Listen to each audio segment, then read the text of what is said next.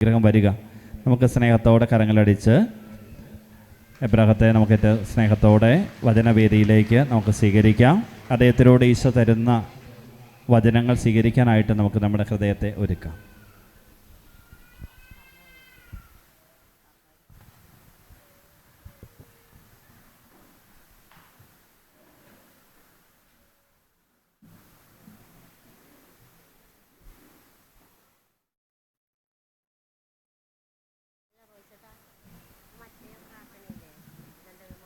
ഈശോ മിശിഹായ്ക്ക് സ്തുതിയായിരിക്കട്ടെ. സുഖമാണോ എല്ലാവർക്കും? എല്ലാവർക്കും സുഖമാണോ? ഒന്ന് ചിരിച്ചേ നിങ്ങൾ. നിങ്ങൾ ഈ വിശുദ്ധ കുർബാനയൊക്കെ നമ്മളിപ്പോൾ സ്വീകരിച്ചതല്ലേ? ഈശോ പറഞ്ഞില്ലേ, സ്വർഗത്തിൽ നിന്നിറങ്ങി വന്ന ജീവനുള്ള അപ്പം ഞാനാകുന്നു അല്ലേ? എന്നിട്ട് ആ ജീവൻ നമുക്ക് ഉണ്ടോ? ഈശോനെ സ്വീകരിച്ചു കഴിഞ്ഞിട്ട് നമ്മളെ ഇവിടെയുള്ള ആയിരിക്കണ ആൾക്കാർ ഒന്നും കൂടി ഒന്ന് എണീറ്റ് നിൽക്കാമോ? നിങ്ങൾ ചിലപ്പോൾ ഒരു വ്യത്യസ്തമായൊരു രീതിയായിരിക്കാം. നമ്മളോട് വ്യക്തിപരമായി ഈശോ ഭാഷാവരത്തിലൂടെ അല്ലെങ്കിൽ പ്രവചനത്തിലൂടെ സംസാരിക്കാൻ പോവാണ്. അത് നിങ്ങൾ ഹൃദയത്തിൽ കണ്ണുകളൊക്കെ അടച്ച് ഹൃദയത്തിൽ അത് വ്യക്തിപരമായി സ്വീകരിക്കുക. സമ്മതമാണോ എല്ലാവർക്കും? ഈശോ സംസാരിക്കാൻ പോവാണെന്ന് മനസ്സിലാവുണ്ടോ? അപ്പോൾ നമുക്ക് അതിനു വേണ്ടി ഒരുങ്ങാം കേട്ടോ. നമുക്കൊന്ന് സ്തുതിക്കാം. അപ്പോൾ ഇവിടെ ഈ ഭാഷാപരം നിങ്ങൾ ഭയക്കണ്ട. ഭാഷാപരം അത് മലയാളത്തിൽ എന്ത് ചെയ്യും? അത് മലയാളത്തിൽ വ്യാഖ്യാനിക്കും അതിന് കേട്ടോ. അപ്പം അതുകൊണ്ട് കൺഫ്യൂഷൻ വേണ്ട കേട്ടോ, കൺഫ്യൂഷൻ വേണ്ട. അപ്പോൾ അതിൻ്റെ സ്ഥിരീകരണമായിട്ട് ചിലപ്പോൾ ചില 1-2 രോഗശാന്തികളും നമുക്ക് ചിലപ്പോൾ കർത്താവ് തരും. മനസ്സിലാവുന്നുണ്ടോ? അപ്പോൾ കേട്ടോ. അപ്പോൾ സ്റ്റാർട്ട്.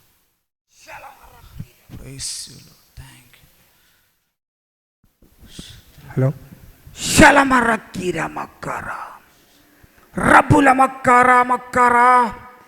എൻ്റെ വാത്സല്യഭാജനങ്ങളെ, എൻ്റെ നീതി നിങ്ങൾ കൂടുതൽ ആഴമായി പഠിക്കുവിൻ. എൻ്റെ നീതി അത് നിങ്ങളെ വിശ്വാസത്തെ അതിലംഘിക്കുന്ന നീതിയെ നിങ്ങൾ പഠിക്കുവിൻ, കൂടുതൽ ആഴമായി അറിയുവിൻ. ഇത് വിശ്വസിക്കുവിൻ, ഇത് സ്വീകരിക്കുവിൻ. ആമേൻ. ഈ പ്രവചനത്തിൻ്റെ പൂർത്തീകരണമായിട്ട് രോഗശാന്തി, വലത് കാലിൽ മുട്ടിൻ്റെ താഴെ വേദന കർത്താവ് സൗഖ്യപ്പെടുത്തുന്നു, നട്ടെല്ല് സൗഖ്യപ്പെടുത്തുന്നു, ശ്വാസ തടസ്സമുള്ള ആരെ കർത്താവ് സൗഖ്യപ്പെടുത്തുന്നു.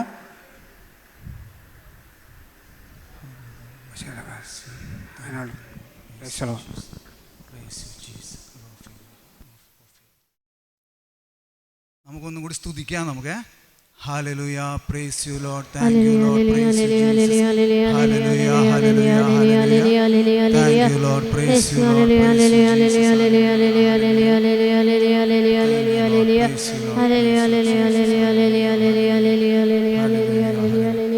ആമേൻ. എല്ലാവരും ഇരിക്കാം. ഇപ്പോൾ പറഞ്ഞ 2-3 രോഗശാന്തികൾ അത് നിങ്ങൾ അച്ഛൻ്റെ അടുത്ത് പറഞ്ഞാൽ മതിയാവും. അത് കഴിഞ്ഞിട്ട് നിങ്ങൾ പിന്നെ അത് കേട്ടോ അച്ഛനോട് ഒന്ന് കൈ പൊക്കാമോ? അങ്ങനെ ഇപ്പം എന്തൊക്കെയാണ് ഇവിടെ പറഞ്ഞേ? ഒന്ന് ശ്വാസതടസ്സം, പിന്നെ ഒന്ന് മുട്ടുവേദനയുടെ, പിന്നെ നടുവ് അല്ലേ? അപ്പോൾ അത് നിങ്ങൾ അച്ഛനോട് പറഞ്ഞാൽ മതിയാവും. നമുക്ക് ഇനി വേഗം ഇപ്പം നമ്മൾ വിശുദ്ധ കുർബാന എല്ലാം കഴിഞ്ഞ് ഈശോനെയൊക്കെ സ്വീകരിച്ചിരിക്കുകയാണ്. അപ്പോൾ എന്തുകൊണ്ടും വിശുദ്ധ കുർബാനയെക്കുറിച്ച് നമുക്കൊന്ന് മനസ്സിലാക്കാൻ ശ്രമിച്ചാലോ? അറിയണോ? ഞാനൊരു ചോദ്യം ചോദിക്കട്ടെ, നിങ്ങളതിന് ഉത്തരം കൈപൊക്കിയാൽ മതി. ദിവ്യകാരുണ്യമാകുന്ന വിജ്ഞാനീയത്തെക്കുറിച്ച് മനസ്സിലാക്കണോ, അതോ എൻ്റെ സാക്ഷ്യം കേട്ടാൽ മതിയോ? എന്താ വലുത്? പറയണ്ട, കൈവക്കിയേ. അങ്ങനെ എന്താണ് വേണ്ടത്? ദിവ്യകാരുണ്യത്തെ കുറിച്ചുള്ള കൈ പൊക്കണില്ലല്ലോ ആരും. ഞാൻ നിങ്ങളെ പഠിപ്പിക്കാൻ വന്ന ആളൊന്നുമല്ല കേട്ടോ. ഞാൻ നിങ്ങളോട് ഓരോ കാര്യങ്ങൾ ഇവിടെ പറയുമ്പോഴും ഞാൻ നിങ്ങളോടൊപ്പം പഠിച്ചുകൊണ്ടിരിക്കുന്ന ആളാണ്. അതുകൊണ്ട് ഞാനൊരു അധ്യാപകനല്ല, ഞാനൊരു വിദ്യാർത്ഥിയാണ്. അതാദ്യം നിങ്ങളുടെ എല്ലാവരുടെ ഹൃദയത്തിൽ ആഴമായി പതിക്കട്ടെ. മനസ്സിലാവുണ്ടോ? ഞാൻ നിങ്ങളാരെയും പഠിപ്പിക്കാൻ വന്ന ആളല്ല. ഞാനൊരു വൈശ്യബ്രാഹ്മണ കുടുംബത്തിൽ ജനിച്ചിട്ടുള്ള ആളായിരുന്നു. അങ്ങനെയാണ് ഇപ്പോൾ ഇങ്ങനെ എബ്രഹാം എന്ന, എൻ്റെ പേര് കണ്ണൻ എന്നായിരുന്നു. അതവിടെ നിൽക്കട്ടെ. നമുക്ക് കുർബാനനെ കുറിച്ച് പ്രധാനപ്പെട്ട 2-3-4 കാര്യങ്ങൾ ഞാനിങ്ങനെ ഓടിച്ചിവിടെ പറയാൻ പോണേ. ഓടിച്ച് പറയണമെന്ന് പറയുമ്പോൾ നിങ്ങൾ വിഷമം വിചാരിക്കരുത്. കാരണം നമ്മുടെ സമയത്തിൻ്റെ അടിസ്ഥാനത്തിലാണ് ഞാൻ ആ ഓടിച്ച് പറയണമെന്ന് പറഞ്ഞു. പ്രധാനപ്പെട്ട കാതലായ ഭാഗങ്ങൾ മാത്രം. അപ്പോൾ വിശുദ്ധ കുർബാന എന്ന കൂദാശയെക്കുറിച്ച് ബൈബിളിൽ എവിടെ എഴുതിയേക്കണേ? ഇത് എൻ്റെ അടുത്ത് ഒരാളൊരു ചോദ്യം ചോദിച്ചതാണ്. ആ കഥയൊന്നും ഞാനിപ്പോൾ ഇവിടെ പറയണില്ല, ഞാൻ നിങ്ങളോട് ചോദിക്കുകയാണ്. അല്ലേ, നമുക്കെല്ലാവർക്കും അറിയാം എവിടെ എഴുതിയേക്കണേ? യോഹന്നാൻ്റെ സുവിശേഷം 6-ാം അധ്യായത്തിൽ. അപ്പോൾ ഞാനതൊന്ന് നിത്യജീവൻ്റെ വചസ്സുകൾ 6-ാം അധ്യായം 40-ാമത്തെ വചനം തൊട്ടൊന്ന് വായിക്കട്ടെ. ഇത് കേട്ട് അവൻ്റെ ശിഷ്യരിൽ പലരും പറഞ്ഞു, ഈ വചനം ഏത് വചനമാണ് കഠിനം? അതൊന്ന് പറയാമോ നിങ്ങൾക്ക്? ഏത് വചനമാണ്? അതിന് മുൻപ് ഈശോ എന്താ പറഞ്ഞേ? എന്ത് പറഞ്ഞു? ഞാൻ സ്വർഗത്തിൽ നിന്ന് ഇറങ്ങി വന്നിരിക്കുന്ന ജീവനുള്ള അപ്പമാണെന്ന് പറഞ്ഞു. ആ വചനം കഠിനമാണെന്നാണ് ആര് പറയണേ? മനസ്സിലാവുണ്ടോ? അപ്പോൾ ഈ വചനം, അപ്പോൾ ഇതിപ്പോഴും നമ്മളെ സംബന്ധിച്ചല്ല, മറ്റു ചില ആൾക്കാരെ സംബന്ധിച്ച് അല്ലേ, നമ്മൾ വിമർശിക്കാനൊന്നും പോകണ്ട. നമ്മൾ ആരിത് പറയണം, പക്ഷെ നമുക്ക് മനസ്സിലാവുണ്ടോ? ചില ആൾക്കാരെ സംബന്ധിച്ച് ഇപ്പോഴും ഇത് കഠിനമായ വചനമാണ്. അപ്പോൾ ഇത് ശ്രവിക്കാൻ ആർക്ക് കഴിയും? തൻ്റെ ശിഷ്യന്മാർ പിറുപിറുക്കുന്നുവെന്ന് മനസ്സിലാക്കി യേശു അവരോട് ചോദിച്ചു, ഇത് നിങ്ങൾക്ക് ഇടർച്ച വരുത്തുന്നുവോ? അങ്ങനെയെങ്കിൽ മനുഷ്യപുത്രൻ ആദ്യമായിരുന്നിടത്തേക്ക് ആരോഹണം ചെയ്യുന്നത് നിങ്ങൾ കണ്ടാലോ? ഇതെല്ലാം വായിച്ചു കഴിഞ്ഞിട്ട് പിന്നെ 66-ാമത്തെ വചനത്തിൽ പറയാണ്, ഇതിന് ശേഷം അവൻ്റെ ശിഷ്യന്മാരിൽ ഏറെ പേർ അവനെ വിട്ടുപോയി. ഇതാണ് എന്നെ ഏറ്റവും കൂടുതൽ സ്പർശിച്ച ഒരു വചനം. എന്താണ് സ്പർശിച്ചത്? ഇതിന് ശേഷം അല്ലേ, അവൻ്റെ ശിഷ്യന്മാരിൽ പലരും അവനെ വിട്ടുപോയി. അത് കഴിഞ്ഞിട്ട് പിന്നെ പറയാണ്, അതാണ് അതിലുമേറെ സ്പർശിച്ചത്. പിന്നീട് ഒരിക്കലും അവർ അവൻ്റെ കൂടെ നടന്നില്ല. മനസ്സിലാവുണ്ടോ? അവൻ്റെ കൂടെ നടന്നില്ല. അപ്പം അതിന് മാത്രം എന്തോ അത്ര വലിയ തെറ്റാണ് ഈശോ പറഞ്ഞു. കണ്ടോ? ഗ്രഹിക്കാൻ പറ്റണില്ല.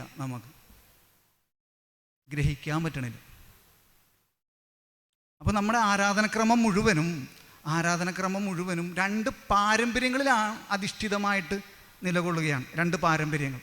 ഇപ്പോൾ അത് തന്നെയാണല്ലോ. ഇപ്പോൾ ഞാൻ എറണാകുളംകാരനാണ്, വരാപ്പുഴ തിരുപതക്കാരനാണ്. ഇപ്പോൾ സീറോ മലബാറിയത്തിൽ അവിടെ നമ്മളതൊന്നും ഇപ്പോൾ മനസ്സിലായോ? നിങ്ങൾക്ക് കാര്യങ്ങളൊക്കെ അറിയാം, ഇതിൻ്റെ വിഷയങ്ങളും പ്രശ്നങ്ങളും. എങ്ങാട്ടെങ്കിലും തിരിഞ്ഞ് ബലി അർപ്പിച്ചാൽ പോരാ എന്ന് കത്തോലിക്ക സഭ പഠിപ്പിക്കുന്നുണ്ട്. ആര് പഠിപ്പിക്കുന്നു? ഈ കണ്ണനാണോ പറഞ്ഞേ? അല്ലല്ലോ. ആര് പറഞ്ഞു?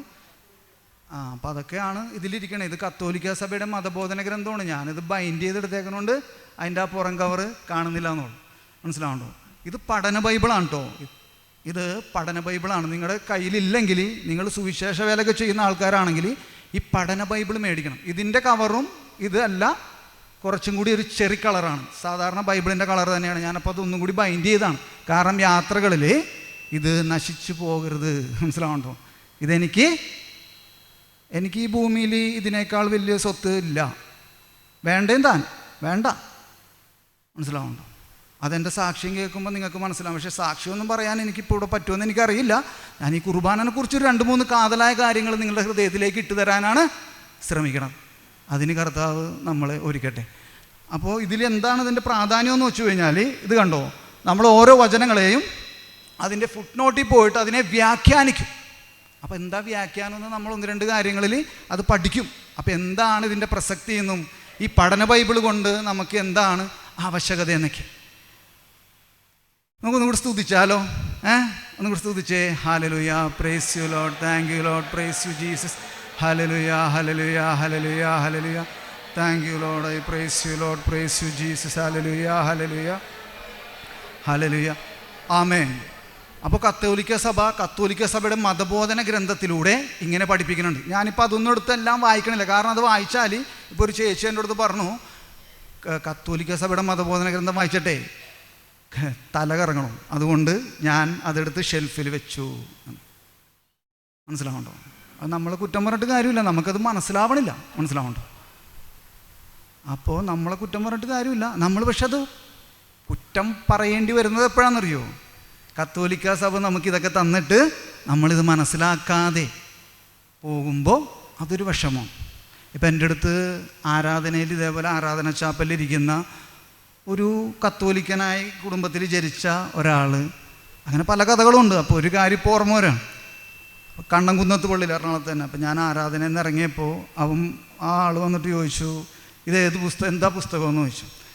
അപ്പം ഞാൻ പറഞ്ഞത് കത്തോലിക്ക സഭയുടെ മതബോധന ഗ്രന്ഥം. അപ്പോൾ അവൻ പറയണേ, ഇതൊക്കെ ബിഷപ്പുമാർ സമയം പോകാൻ വേണ്ടി എഴുതിയതല്ലേ.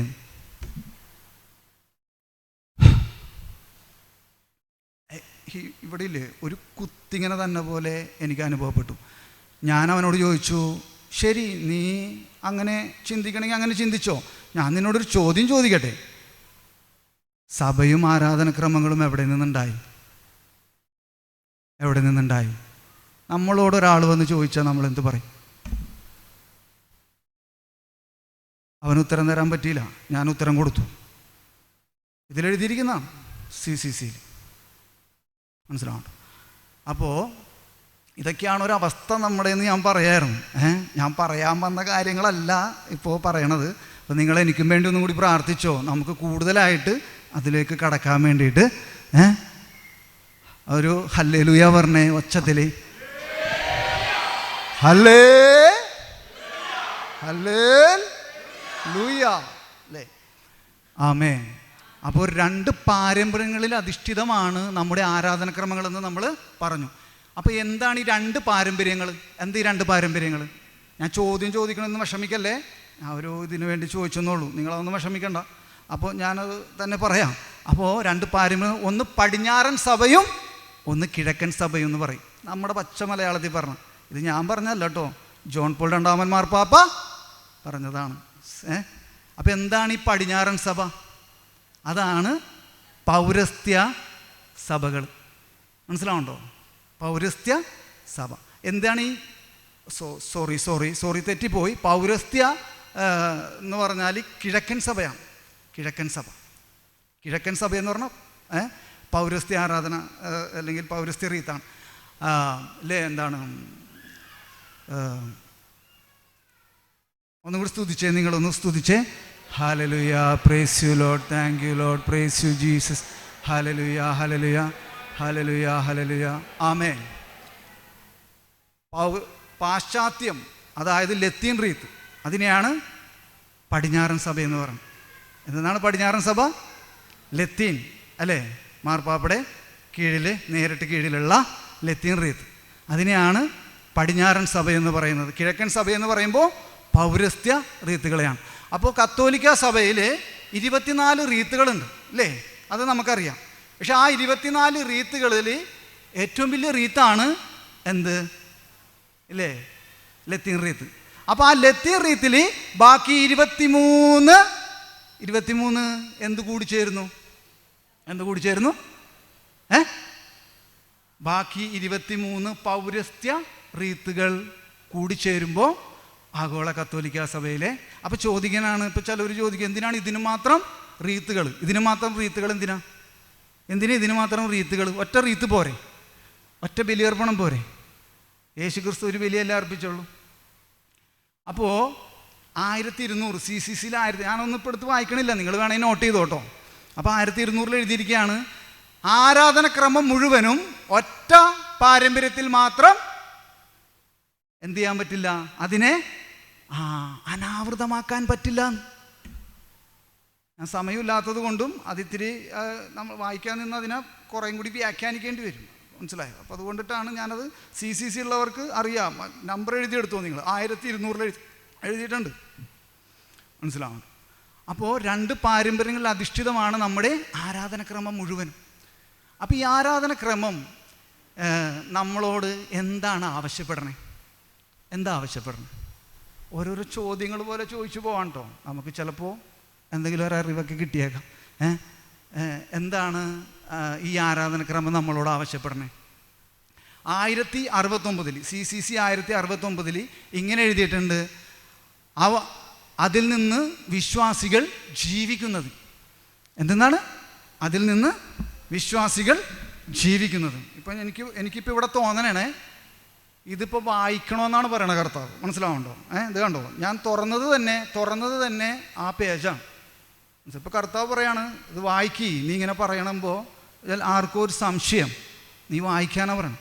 അപ്പോൾ ഇത് കണ്ടോ, ഇവിടെ എഴുതിയിരിക്കുകയാണ് അത് കണ്ടോ, നിങ്ങൾക്ക് കാണാൻ പറ്റുമെന്ന് എനിക്കറിയില്ല, ക്രിസ്തീയ രഹസ്യത്തിൻ്റെ ആഘോഷം എന്നൊക്കെ പറഞ്ഞിട്ടാണ് തുടങ്ങണേ അവിടെ. അപ്പോൾ അവിടെ എഴുതിയിരിക്കുകയാണ്, ക്രിസ്തുവിൻ്റെ ഈ രഹസ്യം തൻ്റെ ആരാധനക്രമത്തിൽ പ്രഖ്യാപിക്കുകയും ആഘോഷിക്കുകയും ചെയ്യുന്നു. വിശ്വാസികൾ അതിൽ നിന്ന് ജീവിക്കുന്നതിനും ലോകത്തിൽ അതിന് സാക്ഷ്യം നൽകുന്നതിനുമാണ് എന്ത് നൽകപ്പെട്ടിരിക്കണേ? ഇപ്പം നമ്മളിവിടെ അർപ്പിച്ചില്ലേ, ഈ അർപ്പിച്ച ആരാധനക്രമം എന്തിനാണ് നൽകപ്പെട്ടേക്കണേന്ന് ശ്രദ്ധിക്കണുണ്ടോ നിങ്ങൾ? മനസ്സിലായോ എന്തിനാണ് നൽകപ്പെട്ടേക്കണേ? ഞാനിത് 3, 5, 10 പ്രാവശ്യം പറയണത് നമ്മുടെ ഉള്ളിലേക്ക് കയറാൻ വേണ്ടിയാണ്. മനസ്സിലാവുണ്ടോ?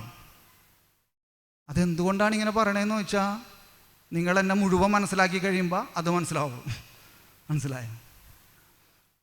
അപ്പോൾ വിശ്വാസി അതിൽ നിന്ന് ജീവിക്കുന്നത്. ഇപ്പോൾ വിശുദ്ധ കുർബാന കഴിയുമ്പോഴത്തേക്കും അവസാനം പുരോഹിതൻ എന്താ പറഞ്ഞത്? പോകുവിൻ അല്ലേ? ലത്തീൻ ആരാധനക്രമത്തിൽ അത് കറക്റ്റായിട്ട് എടുത്ത് പറയണം. എന്താ പറയണേ?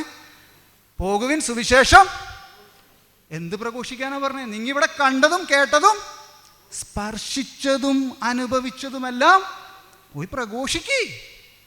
മനസ്സിലാവുന്നുണ്ടോ? അതാണ്. അപ്പം ആരാധനക്രമം എന്തിനാണ് നൽകപ്പെട്ടേക്കണതെന്ന് എനിക്ക് മനസ്സിലായി കഴിഞ്ഞാൽ പിന്നെ എനിക്കതിനൊരു വില ഉണ്ടാവില്ലയോ? മനസ്സിലാവുന്നുണ്ടോ? അപ്പോൾ എനിക്കത് ജീവിക്കാനാണ്, വെറുതെ പള്ളിയിൽ കാണിക്കേണ്ടതല്ല ആത്മീയത. മനസ്സിലാവുന്നുണ്ടോ? എന്ന് എന്നോട് കർത്താവ് ഒരു ദിവസം പറഞ്ഞു. എന്തെന്ന് പറഞ്ഞു? പള്ളിയിൽ കാണിക്കേണ്ടത് മാത്രമല്ല, അത് കഴിയുമ്പോൾ ഒരാത്മീയത ഇല്ല നമ്മുടെ. ഇതൊക്കെ വലിയ വിഷയമാണ്. അപ്പോൾ എന്താണ് 1068 ഗണ്ണിക എന്നാണ് കേട്ടോ പറയണേ. 1068 ഗണ്ണിക CCC. ഇപ്പോൾ ഷോർട്ടായിട്ട് CCC എന്ന് എഴുതിക്കോ. എന്നിട്ട് 1068 ഇങ്ങനെ പറഞ്ഞിരിക്കണേ അല്ലേ? അവിടെ നിന്ന് ആരാധനക്രമം വിശ്വാസികൾ അതിൽ നിന്ന് ജീവിക്കുന്നതിന് വേണ്ടി. അത് കഴിഞ്ഞിട്ട് പിന്നെ പറയാണ് 1069 ഈ ലിറ്റർജി എന്ന വാക്കിന് നമ്മൾ കേൾക്കാറില്ലേ? ആരാധനക്രമം കേൾക്കാറുണ്ടോ ഇല്ലയോ? എന്താണ് ഇതിൻ്റെ മീനിങ്? അർത്ഥം എന്താ? ഇത് നമ്മുടെ അടുത്ത് ഒരാൾ വന്ന് ചോദിച്ചാൽ നമ്മൾ എന്ത് അർത്ഥം കൊടുക്കും? നമ്മളെപ്പോഴും പറയാനുള്ളതാണ്, മറ്റുള്ള കത്തോലിക്ക സഭ വിട്ടുപോയ ആൾക്കാർ നമ്മുടെ അടുത്ത് വന്ന് സംസാരിക്കുമ്പോൾ നമുക്ക് ഉത്തരവില്ല. ആണോ? ശരിയാണോ? തോറ്റു പോകാറുണ്ടോ ഇല്ലയോ? എന്തുകൊണ്ടാണ്? മനസ്സിലാവുണ്ടോ? നിങ്ങൾ എൻ്റെ അടുത്ത് കുറച്ച് ആൾക്കാരെ വിട്ടോ, എൻ്റെ ഫോൺ നമ്പർ വേണമെങ്കിൽ തരാം, പിന്നീട് ധൈര്യമായിട്ട് വിട്ടോ. മനസ്സിലായോ? അപ്പം എൻ്റെ അടുത്ത് കുറച്ച് ആൾക്കാർ എംബ്രറി മാനുവലുകാർ അങ്ങനെ കുറേ ആൾക്കാരൊക്കെ വന്നിട്ടുണ്ട്, യഹോവ സാക്ഷികൾ. അപ്പോൾ ഇതൊക്കെ. അപ്പോൾ ഞാൻ പറഞ്ഞു വരുന്നത്, ലിറ്റർജി എന്ന വാക്കിൻ്റെ അർത്ഥം ഇവിടെ എഴുതിയിരിക്കുകയാണ്. ഇപ്പോൾ CCC നിങ്ങൾക്ക് ഗൂഗിളും ചെയ്യാം കേട്ടോ, മൊബൈൽ. പക്ഷേ അതിലോട്ട് ശ്രദ്ധ പോകണ്ട, നിങ്ങൾ ഇപ്പോൾ ഇവിടെ നോക്കിക്കോ. ലിറ്റർജി എന്ന വാക്കിൻ്റെ അർത്ഥം അതിങ്ങനെയാണ്. അപ്പോൾ കുറച്ച് എഴുതിയിട്ടുണ്ട് കേട്ടോ, ഞാൻ ആ പോയിന്റ് മാത്രം വായിക്കുകയാണ്. ക്രൈസ്തവ പാരമ്പര്യത്തിൽ ഇതിന് ദൈവത്തിൻ്റെ പ്രവൃത്തിയിലുള്ള ദൈവജനത്തിൻ്റെ പങ്കുചേരൽ എന്നാണ് അർത്ഥം. എന്താണ്? നിങ്ങളൊന്ന് കൈ ഇങ്ങനെ പിടിച്ചേ അല്ലേ? അല്ലേ? ലിറ്റർജി എന്ന വാക്കിനർത്ഥം എന്താണ്? ദൈവത്തിൻ്റെ പ്രവൃത്തി അല്ലേ? ദൈവത്തിൻ്റെ പ്രവൃത്തി കണ്ടോ, സ്വർഗത്തിൽ നിന്ന് വരുന്നു. ദൈവത്തിൻ്റെ പ്രവൃത്തിയിൽ ദൈവജനത്തിനുള്ള കണ്ടോ എന്താ? പങ്കുചേരൽ എന്നാണ് അർത്ഥം. ആ ഏത് പാരമ്പര്യത്തിൽ? ക്രൈസ്തവ പാരമ്പര്യത്തിൽ. ഇത് ഞാൻ പറയണതാണോ? സഭയുടെ പ്രബോധനം നമ്മളെ പഠിപ്പിക്കാം. അപ്പോൾ നമുക്ക് കുറേ, എന്നോട് വിഷമം വിചാരിക്കരുത് കേട്ടോ, നമ്മൾ നമ്മുടെ ആവശ്യങ്ങൾ കാണാൻ വേണ്ടി മാത്രം. ഇപ്പം എന്നോട് ചില ആൾക്കാർ പല കാര്യങ്ങളും ചോദിക്കുമ്പോൾ ഞാൻ പറയും, ഞാൻ ആവശ്യം കാണാൻ മാമോദീസ സ്വീകരിച്ച ആളല്ല. എൻ്റെ വീട്ടിൽ സർപ്പക്കാവും ഭദ്രകാളി ക്ഷേത്രവും ഇതെല്ലാമുള്ള ആ മുറ്റത്ത് തന്നെയാണ് ഞാനിപ്പോഴും താമസിക്കണതും. എൻ്റെ വികാരി അച്ഛൻ്റെ അനുഭവത്തോടു കൂടി ഞാൻ വീട്ടിൽ തന്നെ മതബോധന കൂട്ടായ്മയുടെ അത് യൂട്യൂബിലൂടെയും എല്ലാം ചെയ്തുകൊണ്ടിരിക്കും. മനസ്സിലായോ? അപ്പോൾ എന്താണോ, ഞാൻ ഒന്നും കൂടി പറയട്ടെ, എനിക്കിത് എത്ര പറഞ്ഞാലും മതിയാവില്ല കേട്ടോ. എന്താണ് ദൈവത്തിൻ്റെ പ്രവൃത്തിയിലുള്ള ലിറ്റർജി എന്ന വാക്കിൻ്റെ അർത്ഥം? എന്താണ്? കണ്ടോ, ദൈവത്തിൻ്റെ പ്രവൃത്തിയിലുള്ള ദൈവജനത്തിൻ്റെ പങ്കുചേരൽ എന്നാണ് അർത്ഥം. ഇപ്പം ആ ഒരു അറിവ് നമുക്ക് കിട്ടിയോ? മുന്നോട്ട് പോകണോ? ഒന്ന് കൈവീശി കാണിച്ച് ഉറങ്ങാൻ പറ്റിയൊരു വിഷയവുമാണ് കൊന്ത. ഇത് കുർബാനെ കുറിച്ച് കേൾക്കുമ്പോൾ നല്ല ഉറക്കം വരും. ഇത് കഴിഞ്ഞിട്ട് 1067 CCC. അപ്പോൾ ഇത് ഇങ്ങനെ ഓരോരോ താഴെയായിട്ട് കിടക്കണതാ ഒറ്റ സ്ഥലത്ത് തന്നെ. അപ്പോൾ ഞാനിത് പറയണത് ഇഷ്ടമുള്ളവർക്ക് എഴുതിയെടുക്കാം കേട്ടോ. ഇതൊന്നും ഞാൻ നിങ്ങളെ നിങ്ങൾക്ക് ഇഷ്ടമുള്ളവർക്ക് എഴുതിയെടുക്കാം, അല്ലാത്തവർക്ക് എഴുതിയെടുക്കാം. അപ്പം ഞാൻ പറഞ്ഞെന്നേ ഉള്ളൂ, ഇങ്ങനെയൊക്കെ കത്തോലിക്ക സഭ നമ്മളെ പഠിപ്പിക്കണമെന്ന്. ഒരു വൈശ്യബ്രാഹ്മണ കുടുംബത്തിൽ ജനിച്ച ഒരാൾക്ക് അല്ലേ പറയാൻ എനിക്ക് എന്തുകൊണ്ടും ഒരഭിമാനമുണ്ട്. അപ്പോൾ അതുകൊണ്ട് ആണ് ഞാനിതൊക്കെ പറയണത്. 1067 ഈ കത്തോലിക്ക സഭ എവിടെ നിന്നുണ്ടായി, സഭയും ആരാധനക്രമവും എവിടെ നിന്ന് ഉണ്ടായി എന്ന് ചോദിച്ചാൽ നമുക്ക് എന്താ ഉത്തരം? അപ്പോൾ ഇവിടെ വായിക്കട്ടെ. 1067 ഇതിവിടെ എഴുതിയിരിക്കുകയാണ്. അപ്പം ഞാനിത് മുഴുവൻ ഇങ്ങനെ ഇതാക്കി വെച്ചിരിക്കുകയാണ് കേട്ടോ. ആഗ്രഹമാണ് ഓരോ കാര്യങ്ങൾ മനസ്സിലാവണം. എന്തെന്നാൽ ക്രിസ്തു മരണനിദ്രയിലായിരുന്നപ്പോൾ, ശ്രദ്ധിക്കണേ, എന്തെന്നാൽ ക്രിസ്തു മരണനിദ്രയിലായിരുന്നപ്പോൾ അവിടുത്തെ പാർശ്വത്തിൽ നിന്ന് സമസ്ത സഭയാകുന്ന വിസ്മയനീയമായ കൂദാശ പുറപ്പെട്ടു. ഇപ്പം നിങ്ങൾക്കൊന്നും മനസ്സിലാണ്ടാവില്ല, ഞാനൊന്നും കൂടി പറയാം. അതായത് ഈശോ കുരിശിൽ മരണനിദ്രയിൽ മരിച്ചു കഴിഞ്ഞു എന്ന് കണ്ട് പടയാളികൾ എന്ത് ചെയ്തു? അവൻ്റെ ഹൃദയവിലാവിൽ ആരാ കുത്തിയത്? ഒരു ഭടൻ. ആ ഭടൻ്റെ പേരെന്താ? ലുങ്കീനോസ് എന്ന ഒരു പടയാളി വന്ന് അവൻ്റെ ഹൃദയത്തിൽ കുത്തിയപ്പോൾ അതിൽ നിന്ന് രക്തവും ജലവും ഒഴുകി. അതിൽ നിന്നാണ് വിസ്മയനീയമായ സഭയും കൂദാശകളും ഉണ്ടായതെന്ന്. കണ്ടോ അഭിഷേകം പറഞ്ഞോ?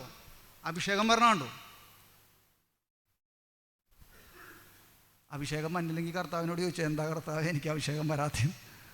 ഇത് കേട്ടിട്ട് നമുക്ക് എന്തെങ്കിലും തോന്നണുണ്ടോ? എന്താ പറഞ്ഞേന്ന് അല്ലേ? ഈശോ കുരിശിൽ മരണനിദ്രയിലായിരുന്നപ്പോൾ അവൻ്റെ ഹൃദയവിലാവിൽ നിന്ന് കുത്തിത്തുളക്കപ്പെട്ട രക്തത്തിൽ നിന്നും ജലത്തിൽ നിന്നും എന്തുണ്ടായി?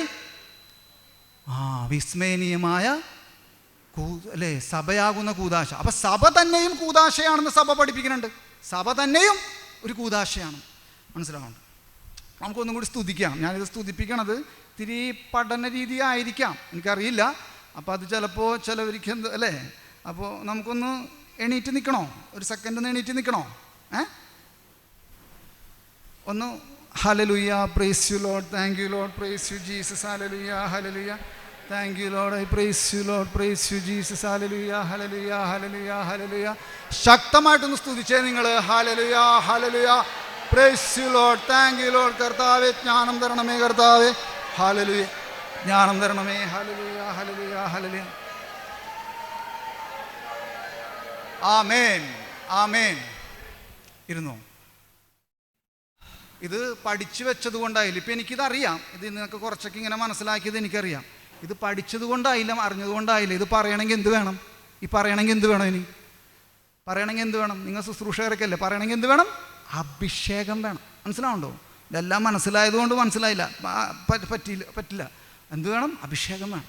എന്നാലാണ് ആ പറയുമ്പോൾ നിങ്ങളുടെ ഹൃദയത്തിലേക്ക് അത് കയറുള്ളൂ, എനിക്കിത് പറയാനും പറ്റുള്ളൂ. അപ്പോൾ ആരാധനക്രമം മുഴുവനും യേശുക്രിസ്തുവിൻ്റെ ജീവിതം മുഴുവനും അടങ്ങിയിരിക്കുന്നതാണ്, അവൻ്റെ രഹസ്യം മുഴുവനും. അപ്പോൾ അതിനെ കത്തോലിക്ക സഭ 7 ശുശ്രൂഷകളും 7 രഹസ്യങ്ങളും ആയിട്ടാണ് അതിനെ ഇതാക്കിയിരിക്കുന്നത്. അപ്പോൾ അതിനു മുൻപ്, ആ രഹസ്യങ്ങളിലേക്കും ശുശ്രൂഷകളിലേക്കും വരുന്നതിന് മുൻപ് നമുക്ക് എന്ത് മനസ്സിലാക്കാനുണ്ട്? ആമുഖ ശുശ്രൂഷ, വചന ശുശ്രൂഷ, ഒരുക്ക ശുശ്രൂഷ എന്ന് സീറോ മലബാറിയത്തിൽ ലത്തീൻ റീത്തിലാണെങ്കിൽ സ്തോത്രയാഗ കർമ്മം എന്ന് പറയും. ഒരിക്കൽ ശുശ്രൂഷ രണ്ടും ഒന്ന് തന്നെയാണ്. അപ്പം നമ്മൾ വിചാരിക്കരുത് ആ റീത്തിൽ അങ്ങനെയല്ല ഈ റീത്തിൽ ഇങ്ങനെയല്ല. എല്ലാം പരസ്പര എന്തെന്നാണ്, പരസ്പര പൂരകങ്ങളാണ്. ചിലപ്പോൾ അനുരഞ്ജന ശുശ്രൂഷ ഇവിടെ നേരത്തെ ആയിരിക്കാം, അവിടെ അത് കഴിഞ്ഞിട്ടാണ്. എന്തൊക്കെ തന്നെയായാലും എല്ലാം വിശുദ്ധ ഗ്രന്ഥത്തിൽ അടിത്തറ പാകിയതാണെന്ന്. അതിനുള്ള സമയമൊന്നും നമുക്കിപ്പോൾ ഇവിടെ ഇല്ലാത്തതുകൊണ്ട് അങ്ങനെ മനസ്സിലാക്കാൻ തൽക്കാലം പറ്റില്ല. പക്ഷേ ഞാൻ ഓരോ ചിന്തയിട്ട് തന്നെയാണ് നിങ്ങൾക്ക് ഓരോ ചിന്ത. ഇതിങ്ങനൊരു സാധനം ഇതിവിടെ ഇരിപ്പണ്ടട്ടാണ് അങ്ങനെ പറഞ്ഞിട്ട് പോവാണ് ഞാൻ. നിങ്ങൾക്ക് വേണമെങ്കിൽ അന്വേഷിച്ച് കണ്ടെത്താം, വേണമെങ്കിൽ. മനസ്സിലായോ? അപ്പോൾ ഞാനെന്താ പറഞ്ഞത്, 7 ശുശ്രൂഷകളുണ്ട്, 7 രഹസ്യങ്ങളുണ്ട്. എന്താ ശുശ്രൂഷകൾ? ആമുഖ ശുശ്രൂഷ, വചന ശുശ്രൂഷ, ഒരുക്ക ശുശ്രൂഷ എന്ന് ലത്തീൻ സീറോ മലബാർ രീതിയിൽ പറയുമ്പോൾ അത് ലത്തീൻ ആരാധനക്രമത്തിൽ സ്തോത്രയാഗ കർമ്മം എന്ന് പറയും. പിന്നെ സ്തോത്രയാഗ പ്രാർത്ഥന 4-മത്തത്, അതാണ് സീറോ മലബാർ രീതിയിൽ അനാഫ്രേ എന്ന് പറയുന്നത്. അതിന് 5-മത്തെ ശുശ്രൂഷയാണ് അനുരഞ്ജന ശുശ്രൂഷ. 6-മത്തെ ശുശ്രൂഷയാണ് ദൈവ ഐക്യ ശുശ്രൂഷ. 7-മത്തെ ശുശ്രൂഷയാണ് സമാപന ശുശ്രൂഷ. ഇതെല്ലാം എവിടെ പറഞ്ഞേക്കണേന്ന് അറിയോ? എവിടെ പറഞ്ഞേക്കണേ? എവിടെ പറഞ്ഞു? എവിടെ പറഞ്ഞേക്കണതാ? ഇത് നിങ്ങൾ ഉപയോഗിക്കുന്ന കുർബാന പുസ്തകത്തിലുണ്ടെന്നേ. മനസ്സിലാവുണ്ടോ? ഇത് നമ്മൾ പുതിയതായിട്ടൊന്നും കൊണ്ടുവന്നതല്ലാന്ന്. മനസ്സിലായോ? ഇതെല്ലാം കുർബാന പുസ്തകത്തിലുണ്ട്. ഇത് എല്ലാം സീറോ മലങ്കര, സീറോ മലബാർ, ലത്തീൻ റീത്തിലുള്ള എല്ലാ മിസ്സലും, അതായത് ബലിപീഠത്തിൽ ഉപയോഗിക്കുന്ന തക്സില്ലേ, എല്ലാം എൻ്റെ വീട്ടിലുണ്ട്. എല്ലാം മനസ്സിലാവുന്നുണ്ട്? എല്ലാം എൻ്റെ വീട്ടിലുണ്ട്. ധൂപക്കുറ്റി അടക്കം, വേദപാഠകങ്ങൾ അടക്കം. മനസ്സിലാവുന്നുണ്ടോ? അപ്പോൾ എന്തിനാണ് ഞാനത് മേടിച്ച് വെച്ചിരിക്കണമെന്ന് വെച്ച് എനിക്കറിയാൻ. അതെന്ന് വെച്ചിട്ട് നിങ്ങൾ വിചാരിക്കണ്ട ഞാനെല്ലാം അരച്ച് കലക്കി അങ്ങനെ വായിച്ചും തീർന്നു എന്നൊന്നും വിചാരിക്കണ്ട. ഞാൻ ഓരോന്ന് മനസ്സിലാക്കിക്കൊണ്ടിരിക്കുക. അപ്പോൾ എവിടെയാണ് നമ്മൾ പറഞ്ഞു നിർത്തിയത്? 7 ശുശ്രൂഷകൾ പറഞ്ഞു, 7 രഹസ്യങ്ങളാണ് അല്ലേ? അതിനോടൊപ്പം അല്ലേ കോർത്തിണങ്ങി പോവുകയാണ് ഈശോൻ്റെ 7 രഹസ്യങ്ങൾ, അവൻ്റെ ജീവിതം മുഴുവൻ. അപ്പോൾ അത് ഏതൊക്കെയാണ് ആ രഹസ്യങ്ങൾ? യേശുവിൻ്റെ മനുഷ്യാവതാരം, യേശുവിൻ്റെ ജ്ഞാനസ്നാനം 2, 3-മത്തത് യേശുവിൻ്റെ പരസ്യ ജീവിതം, 4 യേശുവിൻ്റെ പീഡാനുഭവം കുരിശുമരണവും, 5-മത്തത് അവൻ്റെ ഉദ്ധാനം, 6-മത്തത് അവൻ്റെ സ്വർഗ ആരോഹണം, 7-മത്തത് അവൻ്റെ സ്വർഗ അവരോഹണം. അപ്പം ഇതൊക്കെ എവിടെ നടക്കണേ? ഇതൊക്കെ ഈ ആരാധനക്രമത്തിൽ ഇതൊക്കെ എവിടെയാണ് നടക്കണേന്ന് നിങ്ങൾക്ക് വല്ല ആകാംക്ഷ തോന്നുന്നുണ്ടോ? അതറിയാം. പറയണോ? അപ്പോൾ അതിനു മുൻപ് ആമുഖ ശുശ്രൂഷയിൽ പുരോഹിതൻ അർപ്പകൻ ബലിപീഠത്തിലേക്ക് പ്രവേശിക്കുന്നു. അപ്പോൾ ഇവിടെ നമ്മൾ മനസ്സിലാക്കേണ്ടത് മദ്ബഹ, ബലിപീഠം, കുരിശുവര, ധൂപക്കുറ്റി, ഈ 3-4 കാര്യങ്ങൾ മനസ്സിലാക്കേണ്ടതുണ്ട്. നിങ്ങളൊരു പക്ഷേ കേട്ടിട്ടുണ്ടാവുക കേട്ടോ, എന്നാലും ഞാനൊന്ന് ഓർമ്മിപ്പിക്കാം കേട്ടോ. അപ്പോൾ മദ്ബഹ അറിയാലോ നമുക്കല്ലേ? അതിനെക്കുറിച്ച് പ്രത്യേകിച്ച് പറയേണ്ട കാര്യമില്ല. എന്താ മദ്ബഹ? സ്വർഗീയ ജെറുസലേമിൻ്റെ അല്ലേ പ്രതീകമാണ്. അതുകൊണ്ടാണ് അവിടെ എന്തുണ്ടായിരിക്കണത്? അതൊന്ന് പറഞ്ഞേ. അതുകൊണ്ടാണ് അവിടെ ഇതുണ്ടായിരിക്കുന്നത്, ഇതെല്ലാം ഉണ്ടായിരിക്കുന്നത്. എന്തുണ്ടായിരിക്കണേ? തിരുസ്വരൂപങ്ങൾ, മാതാവിൻ്റെയും ഔസേപിതാവിൻ്റെയും നമ്മുടെ ഇടവക മധ്യസ്ഥൻ്റെ എല്ലാം തിരുസ്വരൂപങ്ങൾ വെച്ചിരിക്കണം. എന്തിനാ വെച്ചിരിക്കണേ ഈ മദ്ബഹയിൽ? അതെന്തിനെയാണ് നമ്മൾ, അല്ലേ, എന്ത് പോയിന്റ് ഓഫ് വ്യൂവിലാണ് നമ്മളത് ഇങ്ങനെ കാണണ്ടേ? അപ്പം ഇവരെല്ലാം ഇപ്പം എവിടെയാണ്? ഇത്രയും ചിന്തിച്ചാൽ മതി. ഇപ്പം അവരെല്ലാം എവിടെയാണ്? സ്വർഗത്തിൽ. അപ്പം ആ സ്വർഗീയ ജെറുസലേമിൻ്റെ ഒരു മുൻ ആസ്വാദനമാണ് അല്ലെങ്കിൽ പ്രതീകമാണ് ഭൗമിക ജെറുസലേം. മനസ്സിലാവുണ്ടോ? ഞാനിപ്പോൾ ഇത് ഓടിച്ചു പറയുകയാണ്. അതിനുശേഷം ബലിപീഠം പൗരസ്ത്യ ആരാധനക്രമത്തിൽ. അപ്പം 2 പാരമ്പര്യങ്ങളെന്ന് പറഞ്ഞു നമ്മൾ കേട്ടോ. അപ്പോൾ ആ 2 കാര്യങ്ങളിലൂടെ നമ്മൾ പഠിക്കും, മനസ്സിലാക്കണോ അതിന്. അപ്പോൾ ബലിപീഠം പൗരസ്ത്യ ആരാധനക്രമത്തിലെ പോലെ അല്ല ലത്തീൻ ആരാധനക്രമത്തിൽ. മനസ്സിലാവുണ്ടോ? സീറോ മലബാറിയത്തിൽ ബലിപീഠം എന്താ ഒന്ന് പറഞ്ഞേ. നമ്മളെല്ലാ ദിവസവും കേൾക്കണതാണെന്ന്, പക്ഷെ നമ്മൾ പെട്ടെന്ന് ചിലപ്പോൾ ശ്രദ്ധിക്കില്ലായിരിക്കും. തെറ്റിപ്പോയാലും കുഴപ്പമൊന്നുമില്ല കേട്ടോ, പറഞ്ഞോ. എനിക്കൊരു ഇതാണ് നിങ്ങൾ. അപ്പോൾ ഞാൻ പറയട്ടെ, ഞാൻ പറയട്ടെ. അതായത് എന്താണ്, കർത്താവിൻ്റെ ഖബറിടമേ നിനക്ക് എന്തെന്ന് പറയണേ, കർത്താവിൻ്റെ ഖബറിടമേ, അത് അല്ലേ, മനസ്സിലാവുണ്ടോ? അപ്പോൾ ബലിപീഠം പൗരസ്ത്യ ആരാധന ക്രമത്തിൽ എന്താണ്? ഖബറിടം കൂടിയാണ്. അപ്പോൾ അങ്ങനെയാണെങ്കിൽ ലത്തീൻ ആരാധന ക്രമത്തിലോ യേശുവിൻ്റെ കുരിശാണ്. അതുകൊണ്ടാണ് ലത്തീൻ ദൈവാലയത്തിലേക്ക് നമ്മൾ കടന്നു ചെല്ലുമ്പോൾ ഇവിടെ അല്ലേ മിക്കപ്പോഴും ഇടതുവശത്തായിട്ട് എന്തുണ്ടായിരിക്കും? ശ്രദ്ധിച്ചിട്ടുണ്ടോ നിങ്ങൾ? ഇപ്പം എല്ലാവരും സീറോ മലബാർ റീത്താണോ നിങ്ങൾ? ലത്തീൻ ആരെങ്കിലും ഉണ്ടോ? കണ്ടിട്ടില്ലേ? എന്തുണ്ടാകും? വലിയ കുരിശ്, ബലിപീഠത്തിൽ വയ്ക്കുന്ന കുരിശല്ല, അത് കൂടാതെയുള്ള വലിയൊരു കുരിശുമരം ഉണ്ടാവും. അതിനെ ധൂപിക്കുകയും ചെയ്യും. എന്തുകൊണ്ടാ? അല്ലേ, പാശ്ചാത്യ പാരമ്പര്യപ്രകാരം ബലിപീഠം അല്ലേ, അവൻ എവിടെയാണ് ബലിയർപ്പിച്ചേ? കുരിശിലേ, മനസ്സിലാവുണ്ടോ? അതുകൊണ്ടാണ്. ഇനി അതിനുശേഷം പുരോഹിതൻ ആഘോഷപൂർവമായ ബലിയർപ്പണത്തിൽ, അപ്പോൾ ചിലയിടത്തെല്ലാം അത് ഉപയോഗിക്കാറില്ല, ചിലപ്പോഴെല്ലാം, അല്ലെങ്കിൽ ആഘോഷപൂർവമായ കുറിപ്പല്ലേ ഞങ്ങളുടെ അവിടേക്ക്, എല്ലായിടത്തും ഉപയോഗിക്കില്ല, ചിലയിടത്തേക്ക് ഉപയോഗിക്കുള്ളൂ. ധൂപക്കുറ്റി അല്ലേ, ആ ധൂപക്കുറ്റി ഒന്ന് കൊണ്ടുവരാമോ? ആ ധൂപക്കുറ്റി ആരെങ്കിലും ഒന്ന് കൊണ്ടുവരാമോ? വിൽസൺ ചേട്ടാ, ആരെങ്കിലും ഒരു ധൂപക്കുറ്റി ഒന്ന് കൊണ്ടുവരാമോ? അപ്പോൾ ആ ധൂപക്കുറ്റിയിൽ 1-2 കാര്യങ്ങളുണ്ട്, അത് നമുക്കൊന്ന് മനസ്സിലാക്കാം. നമുക്കൊന്ന് സ്തുതിച്ചാലോ? Hallelujah, praise you Lord, thank you Lord, praise you Jesus, hallelujah.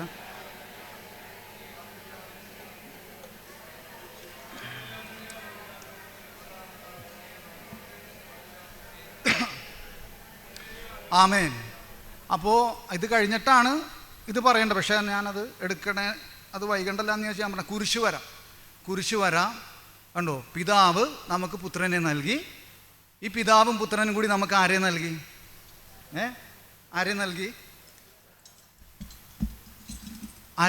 പരിശുദ്ധാത്മാവിനെ നൽകി അല്ലേ. പിതാവും പുത്രനും കൂടി നമുക്ക് പരിശുദ്ധാത്മാവിനെ നൽകി. ഈ പിതാവും പുത്രനും പരിശുദ്ധാത്മാവും കൂടി നമ്മളെ ഇടത്തേതിൽ നിന്നുള്ള ജീവിത രീതിയിൽ നിന്ന് നമ്മെ വിശുദ്ധീകരിച്ച്, നമ്മുടെ ആ പാപം നിറഞ്ഞ അവസ്ഥയിൽ നിന്ന് നമ്മളെ വിശുദ്ധീകരിച്ച് നമ്മളെ വലത്തേതിലേക്ക് മാറ്റി. ഇപ്പം നമ്മളെവിടെയാ? മനസ്സിലാവുണ്ടോ?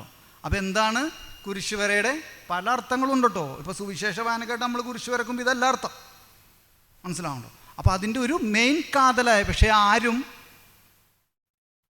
എവിടെയും അല്ലേ പറയാത്തന്നല്ല, വിരളമാണ് അല്ലേ. ഇതൊക്കെ ആ പുസ്തകത്തിൽ എഴുതിയിട്ടുള്ളതാണ്. അപ്പം ഞാനിപ്പോൾ ഇന്നലെ പെട്ടെന്ന് ഓടി വരേണ്ട അവസ്ഥ വന്നത്, പെട്ടെന്നായിരുന്നു ഇവിടെ എന്നെ വിളിച്ചത്. അതുകൊണ്ട് ഞാൻ ഈ പുസ്തകങ്ങളൊന്നും അല്ലെങ്കിൽ ഞാനതെല്ലാം കൊണ്ട് പോണ സ്ഥലത്തേക്കല്ല, എന്നിട്ട് അത് കാണിച്ചും വായിച്ചും കൊടുത്തിട്ടാണ് പറയണത്. ഇതപ്പോൾ അല്ലേ ലത്തീൻ ആരാധനക്രമത്തിൽ ഇടത്ത് നിന്ന് വലത്തേക്കാണ് അല്ലേ. അപ്പോൾ പൗരസ്ത്യ ആരാധനക്രമത്തിലോ എങ്ങനെയാ? നിങ്ങൾ പഠിച്ചിരിക്കണ കുരിശുവര എങ്ങനെയാ? നിങ്ങളിങ്ങനെ തന്നെയാണ് വരക്കണേ, പക്ഷെ ശരിക്കും അങ്ങനെയാ വരക്കേണ്ടത്. അതിൻ്റെയൊക്കെ പ്രശ്നം വേറെ കിടപ്പുണ്ട്, നമ്മിപ്പോൾ അതിലോട്ടൊന്നും പോണില്ല. ഇങ്ങനെയല്ല വരക്കേണ്ടത്, ഇങ്ങനെയാണ് വരക്കേണ്ടത് അല്ലേ. അപ്പോൾ ഇതിൻ്റെ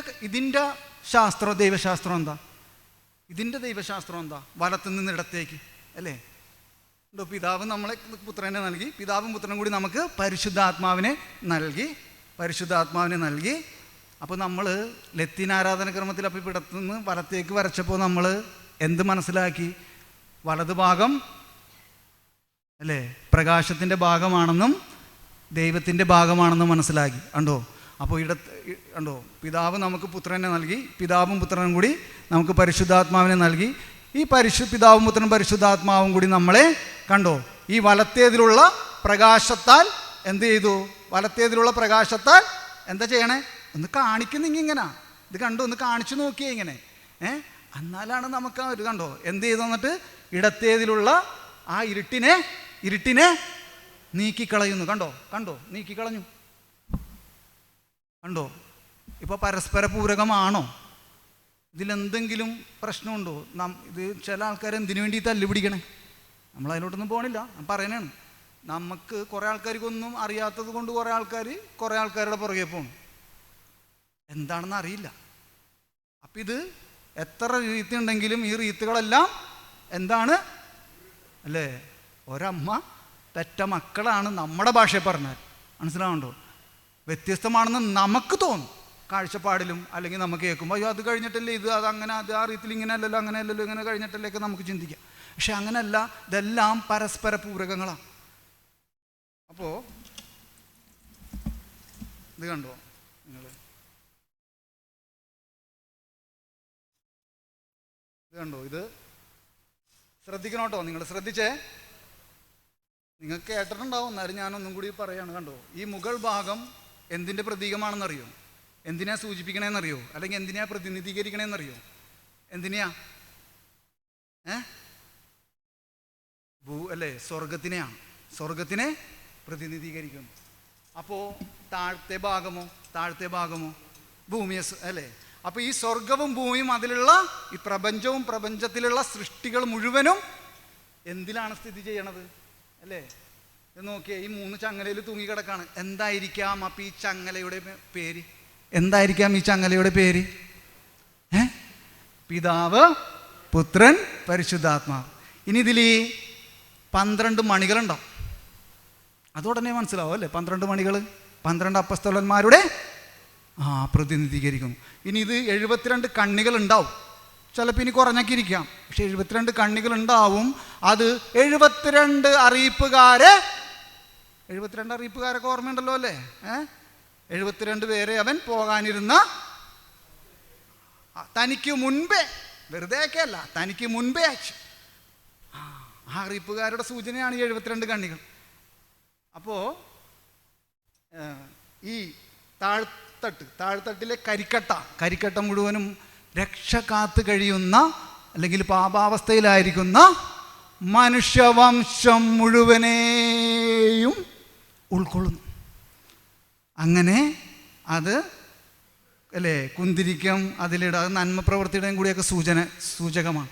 അപ്പോൾ അതിലൂടെ ഈ കരിക്കട്ട മുഴുവൻ എന്തായിട്ട് മാറുന്നു? തീക്കട്ട എന്ന് പറഞ്ഞ തീക്കട്ട ആരുടെ പ്രതീകമാണ്? കണ്ടോ? ഇത് സമയമില്ലാത്തതുകൊണ്ട് ഇങ്ങനെ ഓടിച്ച് പറയണതാണ്. അപ്പോൾ ഇതിൽ 12 മണികളുണ്ടാവുമെന്ന് പറഞ്ഞല്ലോ. ആ 12 മണിയിൽ ഒരു മണി പേട്ടയായിരിക്കും.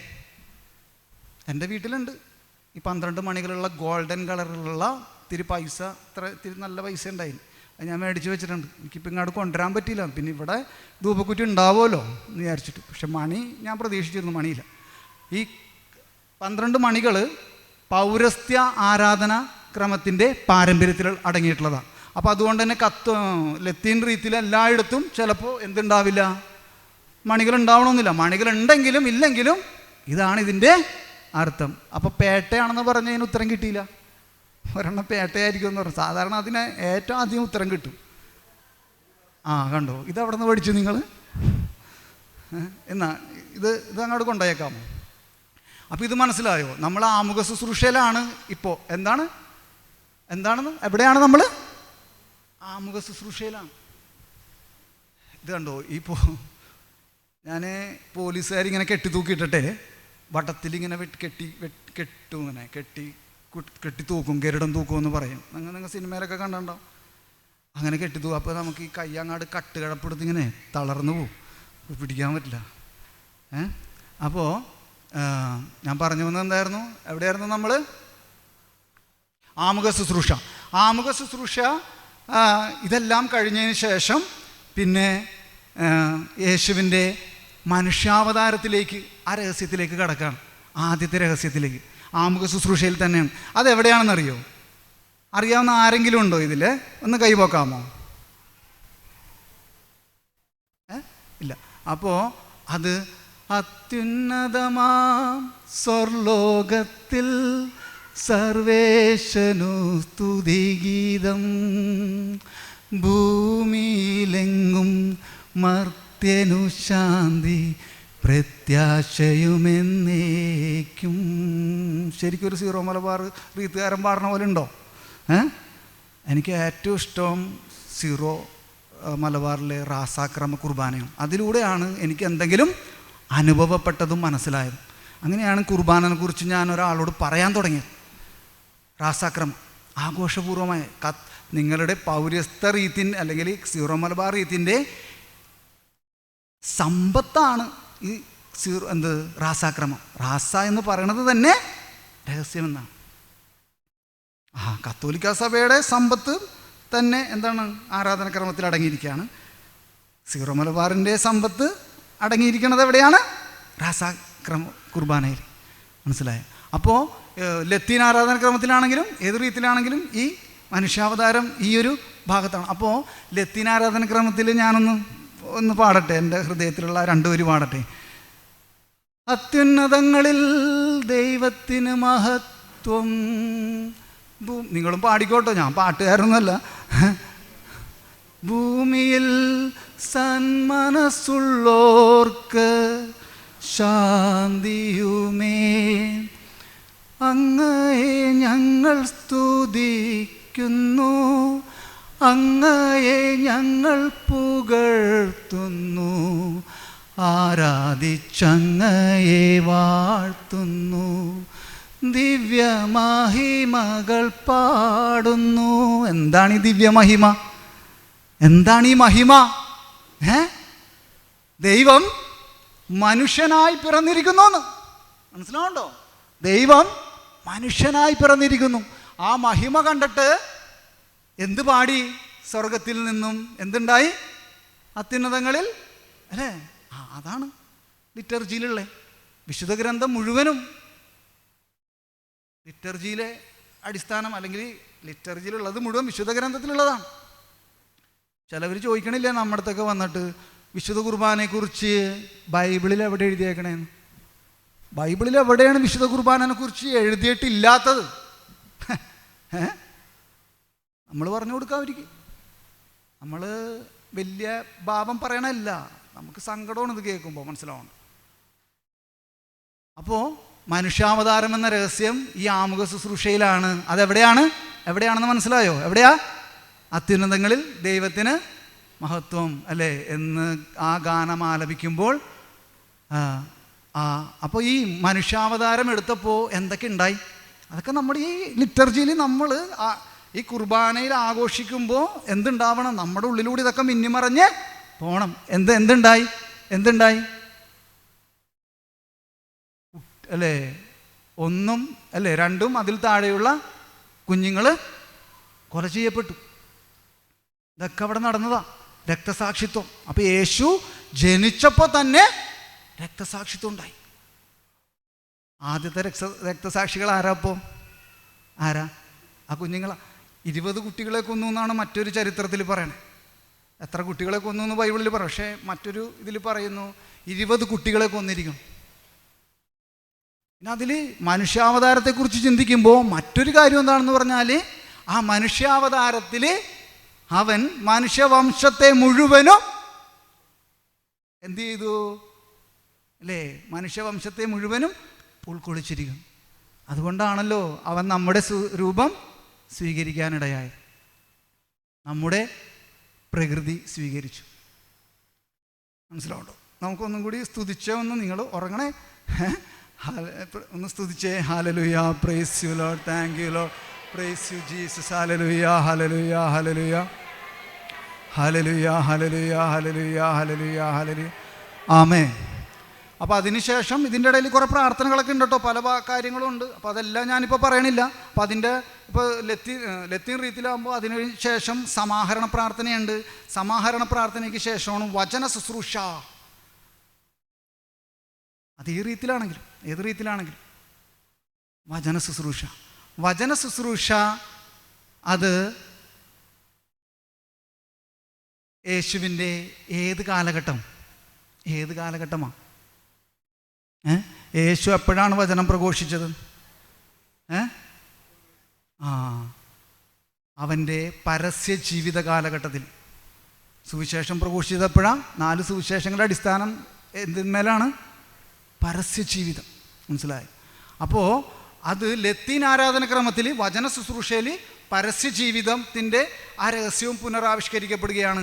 ആ സമയം എന്തെന്നാണ്? ലത്തീൻ ആരാധനക്രമത്തിൽ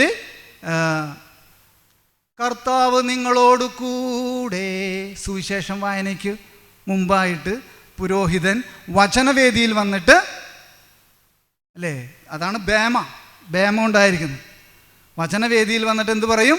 കർത്താവ് നിങ്ങളോട് കൂടെ എന്ന് പറയുന്നത് ലത്തീൻ ആരാധനക്രമത്തിൽ യേശുക്രിസ്തുവിൻ്റെ മനുഷ്യാവതാരം എന്ന രഹസ്യത്തെ പുനരാവിഷ്കരിക്കുകയാണ് ആരാധനക്രമം.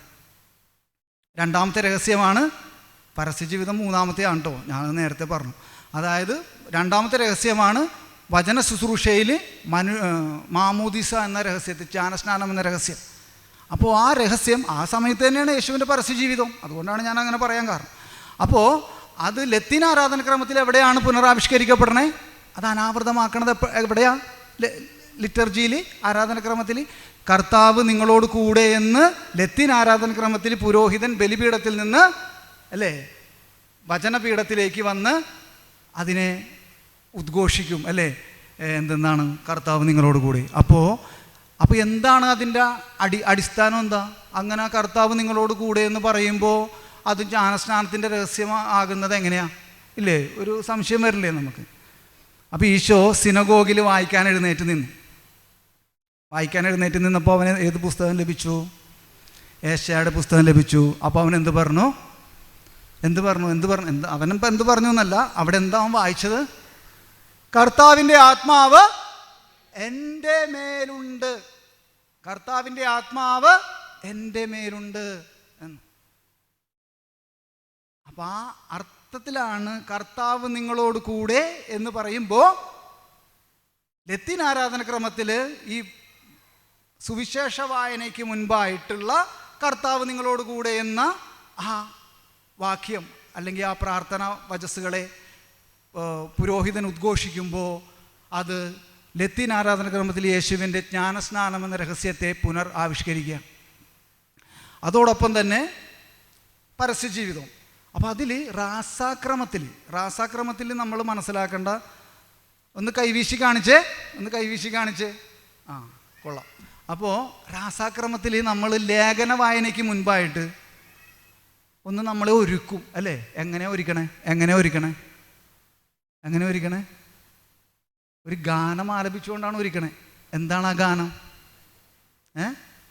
തെറ്റിപ്പോയിക്കോട്ടെ, പറഞ്ഞോ. ഇപ്പം ഞാനും അങ്ങനെയൊക്കെ തന്നെ മനസ്സിലാക്കി. തെറ്റിയെന്ന് പറഞ്ഞു. എന്താണ്? അമ്പരമനവരതം ദൈവമഹത്വത്തെ വാഴ്ത്തിപ്പാടുന്നു ദിവ്യാത്മാവിൻ ഗീതികളാൽ, ഹല്ലേലൂയ ഗീതികളാൽ, കർത്താവിൻ തിരുദിവസത്തിൻ നിർമ്മലമാകുമനുസ്മരണം കൊണ്ടാടാം ഇന്നീ വേദികയിൽ. അയ്യോ, ഇത് അല്ലേ? ഇത് ഏത് സങ്കീർത്തനമാണെന്ന് അറിയോ നിങ്ങൾക്ക്? ഇതൊരു സങ്കീർത്തനമാണ്. ഏത് സങ്കീർത്തനമാണ്?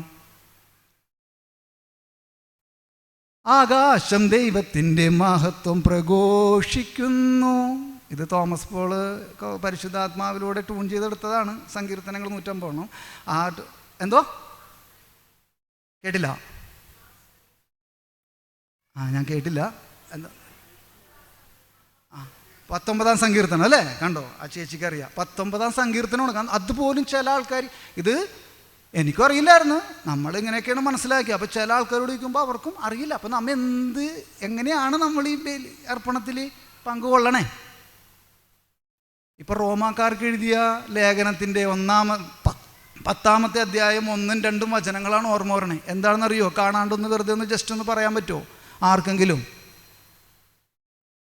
അവർക്ക് ദൈവത്തെക്കുറിച്ച് തീക്ഷ്ണതയുണ്ടെന്ന് ഞാൻ സാക്ഷ്യപ്പെടുത്തുന്നു. ആർക്ക്?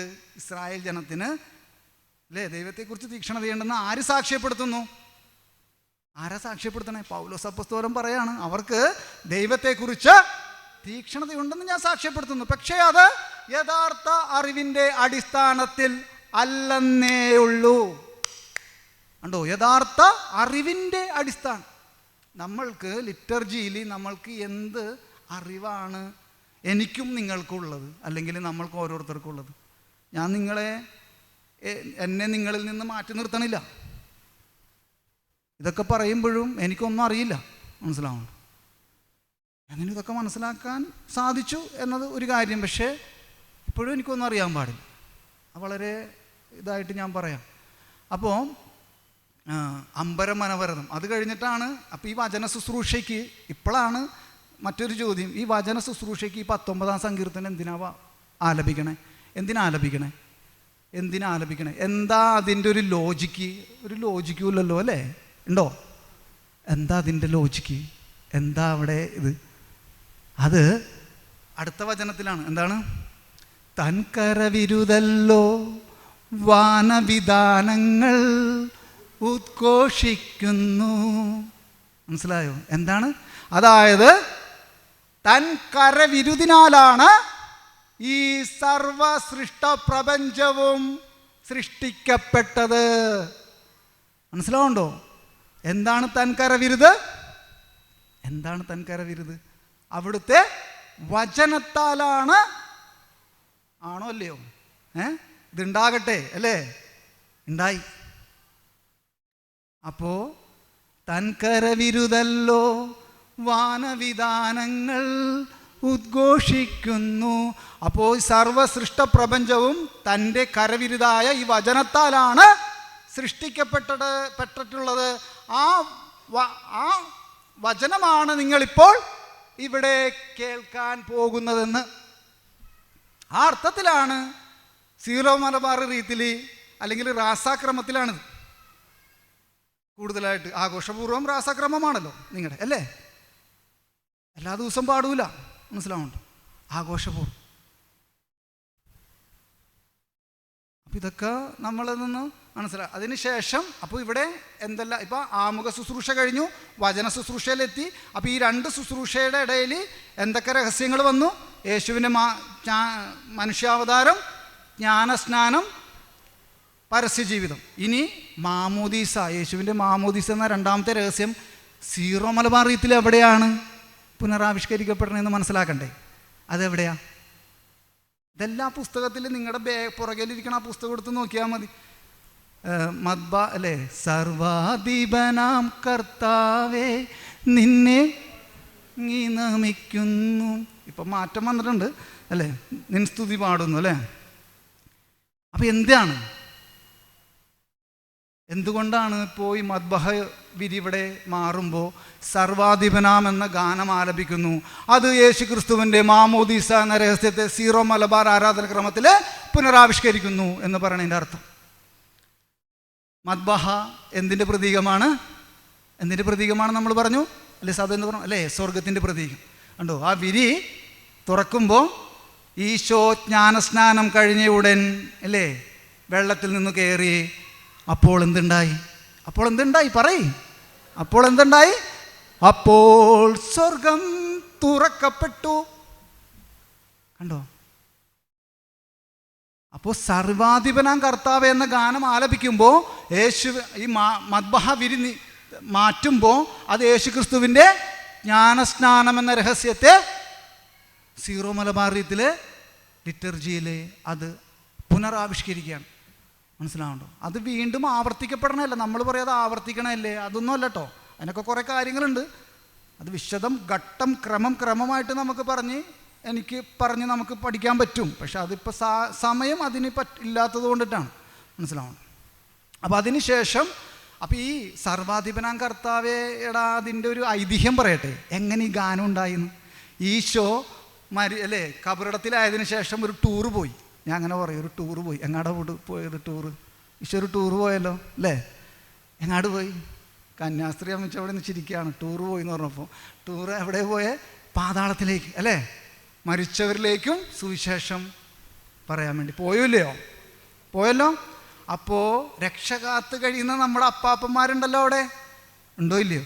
അപ്പോൾ ആദം അപ്പാപ്പനും ഹവ്വ മാമയും പൂർവ്വപിതാക്കന്മാരെല്ലാവരും കൂടി യേശുവിൻ്റെ പീഡാനുഭവം, കുരിശുമരണം, ഉദ്ധാനം ഇതെല്ലാം കഴിഞ്ഞിട്ടുള്ള ആ വരമാണ്. മനസ്സിലാവുണ്ടോ? പീഡാനുഭവം, കുരിശുമരണം, ഉദ്ധാനം അതെല്ലാം കഴിഞ്ഞിട്ട് അവൻ പാതാളത്തിലേക്ക് പോവാണ്. അപ്പോൾ ഈ രക്ഷകൻ്റെ സർവാധിപത്യം കണ്ടിട്ട് ഈ പൂർവ്വപിതാക്കന്മാരും പാടുകയാണ്, സർവാധിപനാം കർത്താവേ നില്ലേ. ബാക്കി പാടിക്കോ, മനസ്സിലായോ?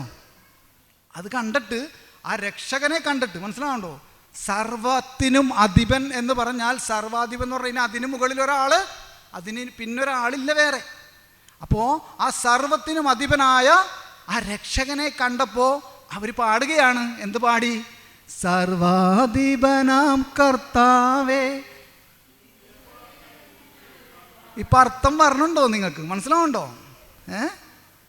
അപ്പം ഇതൊക്കെ നമ്മൾ ഉൾക്കൊണ്ടുകൊണ്ടാണ് ഈ ഗാനം ആലപിക്കാനാണെങ്കിലോ.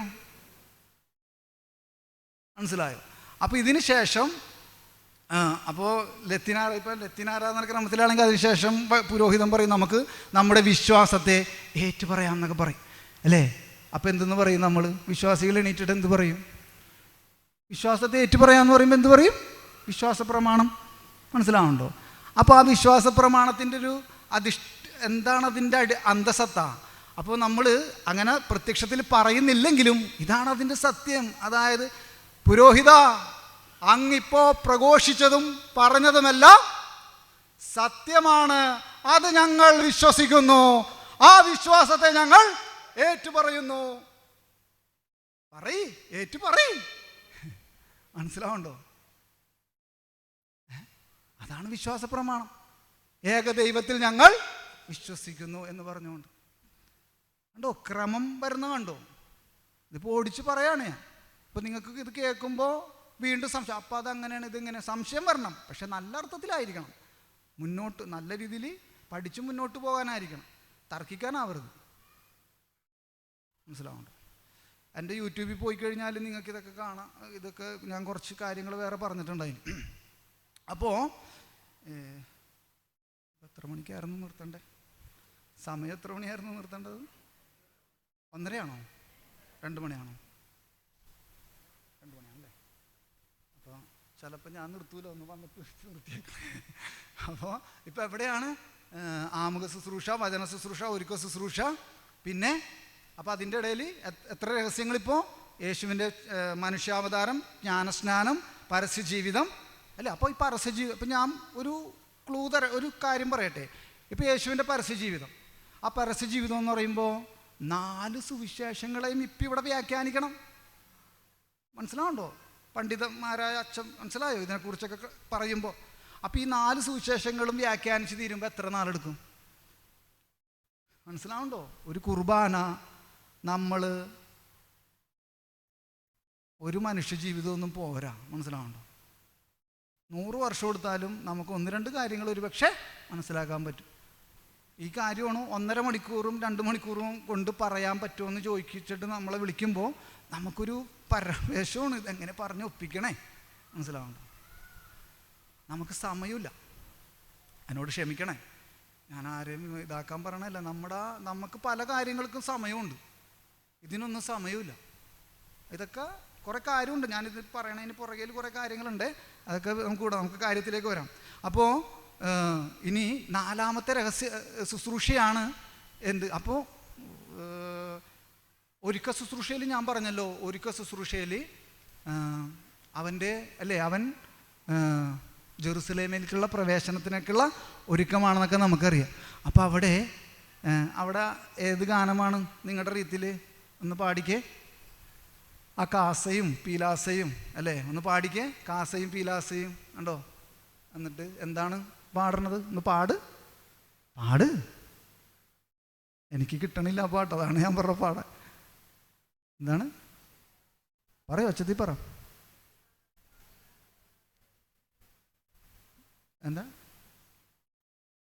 മിശിഹാ കർത്താവിൻ തിരുമേയ് നിണവുമിതാ പാവന ബലിപീഠേ സ്നേഹഭയങ്ങളോടണയുക നാം. അഖിലര് അവിടെ നിർത്ത്. അഖിലരുമൊന്നായി സന്നിധിയിൽ. ആരാണ് ഈ അഖിലര്? മനസ്സിലാവുണ്ടോ? മനുഷ്യ മാമോദീസ സ്വീകരിക്കാത്തവർ അതിലുണ്ടോ?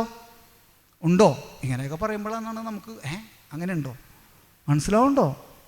ഉണ്ടെന്ന് ഞാൻ പറയും. ഞാനല്ല പറയണത്, കത്തോലിക്ക സഭ പറഞ്ഞേക്കണത്, ഞാൻ അതിനെ കടമെടുക്കണമെന്നുള്ളൂ. മനസ്സിലായി? അഖിലരും ഒന്നായി എന്ന് പറഞ്ഞാൽ മനുഷ്യ. അപ്പോൾ യേശു മനുഷ്യാവതാരം എടുത്തപ്പോൾ ആരുണ്ട്? അവൻ്റെ മനുഷ്യ ശരീരത്തിൽ ആരുണ്ടായിരുന്നു? മനുഷ്യവംശം മുഴുവൻ ഉണ്ടായിരുന്നോ ഇല്ലയോ? മനസ്സിലായോ? പൗലോസ് അപ്പോസ്തലൻ എഫേസോസിലൊക്കെ പറഞ്ഞു വെച്ചിരിക്കണം. ഞാനിപ്പോൾ അങ്ങോട്ടൊന്നും പോകണില്ല. നമ്മൾ പറയാനാണെങ്കിൽ ആ ക്രമം അനുസരിച്ച് പോകുമ്പോൾ ടൈം ഒരുപാട് പോകുന്നുണ്ട് കേട്ടോ. അപ്പോൾ ഇതൊക്കെ നമ്മൾ മനസ്സിലാക്കണം. അപ്പോൾ അഖിലരും ഒന്നായി സന്നിധിയിൽ. അപ്പോൾ അവിടെയെല്ലാം എന്താണ്? യേശുവിൻ്റെ കുരിശുമരണം, പീഡാനുഭവം, കുരിശുമരണമൊക്കെ. ഇത് സ്തോത്രയാഗ പ്രാർത്ഥനയിലേക്ക് കിടക്കുകയാണ്. സ്തോത്രയാഗ പ്രാർത്ഥന 4-ാമത്തെ അനാഫ്രെ. നിങ്ങളുടെ രീതിയിൽ അനാഫ്രെ, ലത്തീൻ ആരാധനക്രമത്തിൽ സ്തോത്രയാഗ കർമ്മം. അപ്പോൾ അവിടെയാണ് ലത്തീൻ ആരാധന, പീഡാനുഭവം, കുരിശുമരണം, ഉദ്ധാനം. ഈ 2 പീഡാനുഭവം, കുരിശുമരണം 4-ാമത്തെ രഹസ്യമാണ്. 5-ാമത്തെ രഹസ്യം എന്താണ്? ഉദ്ധാനം. അത് നിങ്ങൾക്കില്ലേ, ഇപ്പം എനിക്ക് പറയാൻ തോന്നുന്നത്, നിങ്ങൾക്കിത് ക്രമമായിട്ട് മനസ്സിലാക്കണമെന്നുണ്ടെങ്കിൽ എബ്രഹാം കണ്ണെന്നുള്ള യൂട്യൂബ് ചാനൽ അടിച്ചാൽ നിങ്ങൾക്ക് അതിൽ അങ്ങനെയുള്ള കുറച്ച് കാര്യങ്ങളൊക്കെ പറഞ്ഞിട്ടുണ്ട്. അപ്പോൾ നിങ്ങൾക്ക് വിശദമായിട്ട് നിങ്ങൾക്കത് അറിയാൻ പറ്റുമായിരിക്കും. നിങ്ങൾക്ക് ഇഷ്ടമുണ്ടെങ്കിൽ ഒന്ന് കേട്ട് നോക്കും പിന്നീട്. അപ്പോൾ എവിടെയായിരുന്നു പറഞ്ഞത്? അപ്പോൾ സ്തോത്രയാഗ പ്രാർത്ഥന. ആ സ്തോത്രയാഗ പ്രാർത്ഥനയിലാണ് പീഡാനുഭവം, കുരിശുമരണം, ഉദ്ധാനം, ലത്തീൻ ആരാധനക്രമത്തിൽ. അപ്പോൾ ഇവിടെ അതിന് തൊട്ടുമുൻ. അപ്പോൾ അവിടെ മനസ്സിലാക്കേണ്ടത് ആമുഖഗീതി. എവിടെയാണ് ആമുഖഗീതി? എന്താണ് ആമുഖഗീതി? എവിടെയാണ് ആമുഖഗീതി? എന്താണ് ആമുഖഗീതി? ശ്രദ്ധിച്ചിട്ടുണ്ടോ നമ്മളെപ്പോഴെങ്കിലും? അതായത് ഇപ്പം ലത്തീൻ ആരാധനക്രമത്തിൽ റോമൻ മിസലി, അതായത് ബലിപീഠത്തിൽ പുരോഹിതൻ ഉപയോഗിക്കുന്ന ആ റോമൻ മിസലിൽ, ഇത്രയും കനം ഉണ്ടാവുന്ന ആ റോമൻ മിസലി 510-ാമത്തെ പേജ് നമ്പറിൽ ഇങ്ങനെ ഒരു ആമുഖഗീതി. അപ്പോൾ ആമുഖഗീതി എന്താണ്, എവിടെയാണ് പ്രാർത്ഥിക്കണമെന്നൊക്കെ ചോദിച്ചിട്ട് ഉത്തരവില്ല. അപ്പോൾ അത് നിങ്ങൾ അറിയില്ലെങ്കിൽ നിങ്ങൾ കേട്ടോളൂ. അതായത് എന്തെന്നാണ്? കർത്താവേ, നിൻ്റെ മനുഷ്യാവതാരത്തിലൂടെ നീ ഞങ്ങളെ പിതാവുമായിട്ട് അനുരഞ്ജിപ്പിക്കുകയും, ശ്രദ്ധിക്കണോട്ടോ ഓരോ വാക്കുകളും. കർത്താവേ, നീ നിൻ്റെ മനുഷ്യാവതാരത്തിലൂടെ ഞങ്ങളെ പിതാവുമായിട്ട് അനുരഞ്ജിപ്പിക്കുകയും, നിൻ്റെ 2-ാമത്തെ കാര്യം, നിൻ്റെ പീഡാനുഭവത്തിലൂടെയും കുരിശുമരണത്തിലൂടെയും നീ ഞങ്ങളുടെ പാപങ്ങളെ ഉന്മൂലനം ചെയ്യുകയും, 2-ാമത്തെ കാര്യം. 3-ാമത്തെ കാര്യമാണ് നിൻ്റെ ഉദ്ധാനത്തിലൂടെ നീ ഞങ്ങൾക്ക് പുതുജീവൻ നൽകുകയും, 4-ാമത്തെ കാര്യമാണ് നിൻ്റെ സ്വർഗാരോഹണത്തിലൂടെ നീ ഞങ്ങൾക്കായി സ്വർഗം തുറന്നു തരികയും ചെയ്തു. ആയതിനാലെല്ലാം മാലാഖമാരോടും സർവവിശുദ്ധരോടുമൊത്ത് ഞങ്ങളും ആലപിക്കുന്നു, പരിശുദ്ധൻ.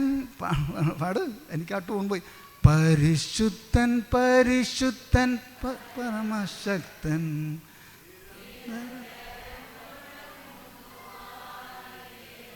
മതി. അപ്പോൾ മനസ്സിലായോ നിങ്ങൾക്ക്? അപ്പോൾ അങ്ങനെ എവിടെയാണ് ആമുഖഗീതി? എവിടെയാണിത് ഇപ്പം എല്ലാവരും ആമുഖഗീതി എന്ന് പറയുമ്പോൾ ഉടനെ പറയണത് അത് ആമുഖത്തിൽ പാടുന്നതല്ലേ എന്നാണ് മിക്കപ്പോഴും പറഞ്ഞു കേട്ടേക്കണേ. അങ്ങനെയല്ല. എവിടെയാണ്? സ്തോത്രയാഗ പ്രാർത്ഥനയിലോട്ട് കടക്കുന്നതിന് മുൻപാണ് അല്ലേ ആമുഖഗീതി. അത് കഴിഞ്ഞിട്ടാണ് സ്തോത്രയാഗ പ്രാർത്ഥനയിലേക്ക് കിടക്കുന്നത്, ലത്തീൻ ആരാധനക്രമത്തിൽ. അപ്പോൾ ആ സ്തോത്രയാഗ പ്രാർത്ഥന എന്തെന്നാണ്? ഇതാണ് ആ പ്രാർത്ഥന. കർത്താവേ, നീ നിൻ്റെ മനുഷ്യാവതാരത്തിലൂടെ നീ ഞങ്ങളെ പിതാവുമായിട്ട് അനുരഞ്ജിപ്പിക്കുകയും, നിൻ്റെ പീഡാനുഭവത്തിലൂടെയും കുരിശുമരണത്തിലൂടെയും നീ ഞങ്ങളുടെ പാപങ്ങളെ ഉന്മൂലനം ചെയ്യുകയും, കണ്ടോ, ഇല്ലാതാക്കുകയും, നിൻ്റെ ഉദ്ധാനത്തിലൂടെ നീ ഞങ്ങൾക്ക് പുതുജീവൻ നൽകുകയും, നിൻ്റെ സ്വർഗാരോഹണത്തിലൂടെ നീ ഞങ്ങൾക്കായി സ്വർഗം തുറക്കുകയും ചെയ്തു. ആയതിനാൽ എല്ലാ മാലാഖമാരോടും. ഇപ്പോൾ മനസ്സിലായോ എവിടെയാണ് ആമുഖഗീതി? മനസ്സിലാവുണ്ടോ? അപ്പോൾ അതിൻ്റെ ഇടയ്ക്ക് ഒരു കാര്യം പറയാൻ മറന്നുപോയി. മാർത്തോമാ സ്ലീവ ഉണ്ടല്ലോ, ഇപ്പം ഞാൻ എടുക്കണ്ട.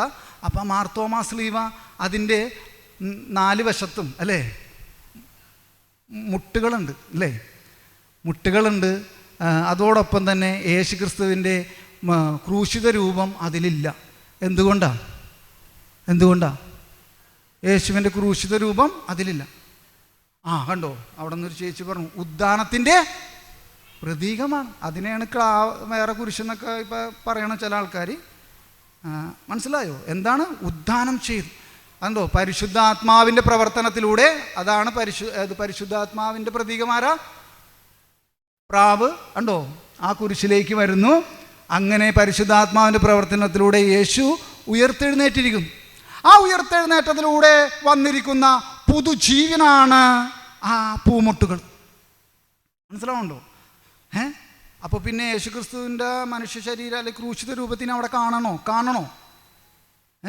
ദൈവശാസ്ത്രം പ്രകാരം അത് കണ്ടാൽ തെറ്റല്ലേ? അവൻ ഉയർത്തെഴുന്നേറ്റില്ലേ? അപ്പോൾ മനസ്സിലാവുണ്ടോ ഇതിൻ്റെയൊക്കെ? എന്നിട്ട് അതിൻ്റെ അടിയിൽ അത് താമരയിലാണ് നിൽക്കുന്നത്. അത് ഭാരതത്തിൻ്റെ പാരമ്പര്യത്തിൽ, സംസ്കാരത്തിൽ അല്ലെങ്കിൽ ഉടലെടുത്ത വിശ്വാസം എന്നും അതിന് അർത്ഥമുണ്ട്. അതുകൂടാതെ അതിന് 3 പടികളുണ്ട്. ആ 3 പടികൾ ഗാഗുൽത്തയിലേക്കുള്ള കയറ്റത്തെയാണ് എന്ത് ചെയ്യുന്നത്? സൂചിപ്പിക്കണം. അപ്പോൾ ഈ മാർത്തോമാ സ്ലീവക്കൊക്കെ അർത്ഥങ്ങളുണ്ട്. അതിനെ പ്രതീകങ്ങളാണ്, അടയാളങ്ങളാണ്. ഇതെല്ലാം കഴിഞ്ഞിട്ട് ക്രിസ്തുവിലൂടെ, ക്രിസ്തുവിനോടുകൂടെ, ക്രിസ്തുവിൽ തന്നെ എന്ന് പറയുമ്പോൾ യേശുവിൻ്റെ സ്വർഗ ആരോഹണമാണ്. സ്വർഗ അവരോഹണം. അതായത് അവൻ സ്വർഗാരോഹണം ചെയ്തു. അതിന് ശേഷമാണ് ദൈവ ഐക്യ ശുശ്രൂഷയിലേക്ക് വരുമ്പോൾ, ദൈവ ഐക്യ ശുശ്രൂഷ കണ്ടോ, നമ്മൾ ദൈവവുമായിട്ട് ഒന്നായി. അനുരഞ്ജന ശുശ്രൂഷയൊക്കെ കഴിഞ്ഞിട്ട് ദൈവവുമായിട്ട് ഒന്നായി കുർബാന സ്വീകരണം. അപ്പോൾ ഈ കുർബാന സ്വീകരണം, ഇപ്പം നമ്മൾ കുർബാന സ്വീകരിച്ചില്ലേ? അപ്പോൾ എന്ത് രഹസ്യമാണ്? 7ാമത്തെ ഒരു രഹസ്യമാണ്. എന്തെന്നാണ്? യേശുവിൻ്റെ സ്വർഗ അവരോഹണം. അപ്പോൾ ആരോഹണം എന്ന് പറഞ്ഞാൽ എന്താണ്? കയറുക. അവരോഹണം എന്ന് പറഞ്ഞാലോ ഇറങ്ങുക. മനസ്സിലാവുണ്ടോ? അപ്പോൾ കുർബാന സ്വീകരണം എന്ന് പറഞ്ഞാൽ കണ്ടോ, കർത്താവിൻ്റെ ആത്മാവ് എൻ്റെ മേലുണ്ടെന്നൊക്കെ പറയുമ്പോൾ അത് സഭ മുഴുവനിലും ഉണ്ടെന്നാണ് അർത്ഥം. മനസ്സിലായോ? അപ്പോൾ യേശുവിൻ്റെ ആ സ്വർഗ അവരോഹണം അത് നമ്മളെ മുഴുവനും വിശുദ്ധീകരിച്ച് തീ കട്ടയാക്കി മാറ്റും. നമുക്കൊന്നും കൂടി സ്തുതിക്കാം. ഒന്ന് എണീറ്റ് നിന്ന് സ്തുതിച്ചാലോ? Hallelujah, praise you Lord, thank you Lord, praise you Jesus. Hallelujah, hallelujah, thank you Lord, praise you Lord, praise you Jesus. Hallelujah, hallelujah, thank you Lord, praise you Lord, praise you Jesus. Hallelujah, hallelujah, ആമേൻ. നമുക്ക് ഒന്ന് പ്രാർത്ഥിക്കാം. പരിശുദ്ധ അമ്മേ, അമ്മയുടെ വിമല ഹൃദയത്തിന് ഞങ്ങൾ ഓരോരുത്തരെയും, പ്രത്യേകിച്ച് ഇവിടെ ഈ നിമിഷം ആയിരിക്കുന്നവരെയും, ഇവരുടെ കുടുംബാംഗങ്ങളെയും, ഇവരുടെ ഭൗതികവും മാനസികവും ആത്മീയവുമായിട്ടുള്ള എല്ലാ ആവശ്യങ്ങളെയും അമ്മയുടെ വിമല ഹൃദയത്തിന് ഞങ്ങൾ സമർപ്പിക്കുന്നു. നന്മ നിറഞ്ഞ മറിയമേ സ്വസ്തി, കർത്താവ് അങ്ങയോട് കൂടെ സ്ത്രീകളിൽ അങ്ങ് അനുഗ്രഹിക്കപ്പെട്ടവളാകുന്നു. അങ്ങയുടെ ഉദരത്തിൻ ഫലമായി ഈശോ അനുഗ്രഹിക്കപ്പെട്ടവനാകുന്നു. മറിയമേ തമ്പുരാൻ്റെ അമ്മ, ഞങ്ങൾക്ക് വേണ്ടി ഇപ്പോഴും ഞങ്ങളുടെ മരണസമയത്തും തമ്പുരാനോട് അപേക്ഷിക്കണമേ. ആമേൻ.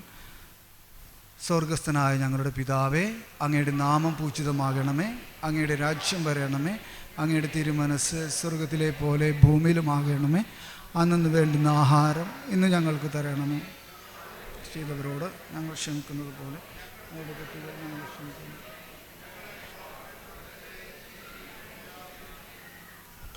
ആമേൻ. നിത്യം പിതാവിൻ്റെയും പുത്രൻ്റെയും പരിശുദ്ധാത്മാവിൻ്റെയും നാമത്തിൽ ആമേൻ. ഇനി ഇരിക്കാം. ഇനി ഞാനേ നേരത്തെ നിർത്തിയെന്താന്നാ, അല്ലെങ്കിൽ നിർത്താൻ പറ്റൂല.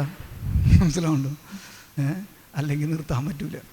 അതുമല്ല, ഇതൊക്കെ പറയണമെങ്കിൽ നമുക്ക് ഇത്തിരി സമയം വേണം. അല്ലെങ്കിൽ എനിക്ക് ആ അതിൻ്റെ ഒരു ഇതിൽ നിന്നാണ് ഞാൻ പറയണത്. അപ്പോൾ അതുകൊണ്ട് എനിക്ക് ഭയങ്കര ടെൻഷനാണ്. അപ്പോൾ ഒരു പിരിമുറുക്കത്തിൽ ആവരണം ചെയ്യപ്പെട്ട് നിൽക്കുകയാണ് നമ്മൾ. ഇന്ന സമയം കൊണ്ട് തീർക്കണമല്ലോ. അപ്പോൾ അത് ഇന്ന സമയം കൊണ്ട് തീർക്കാൻ പറ്റുന്നൊരു അവസ്ഥയല്ല. ഇനി 1-2 കാര്യങ്ങൾ. അപ്പോൾ നമ്മൾ ഈ കുർബാന, ഇത് ബലി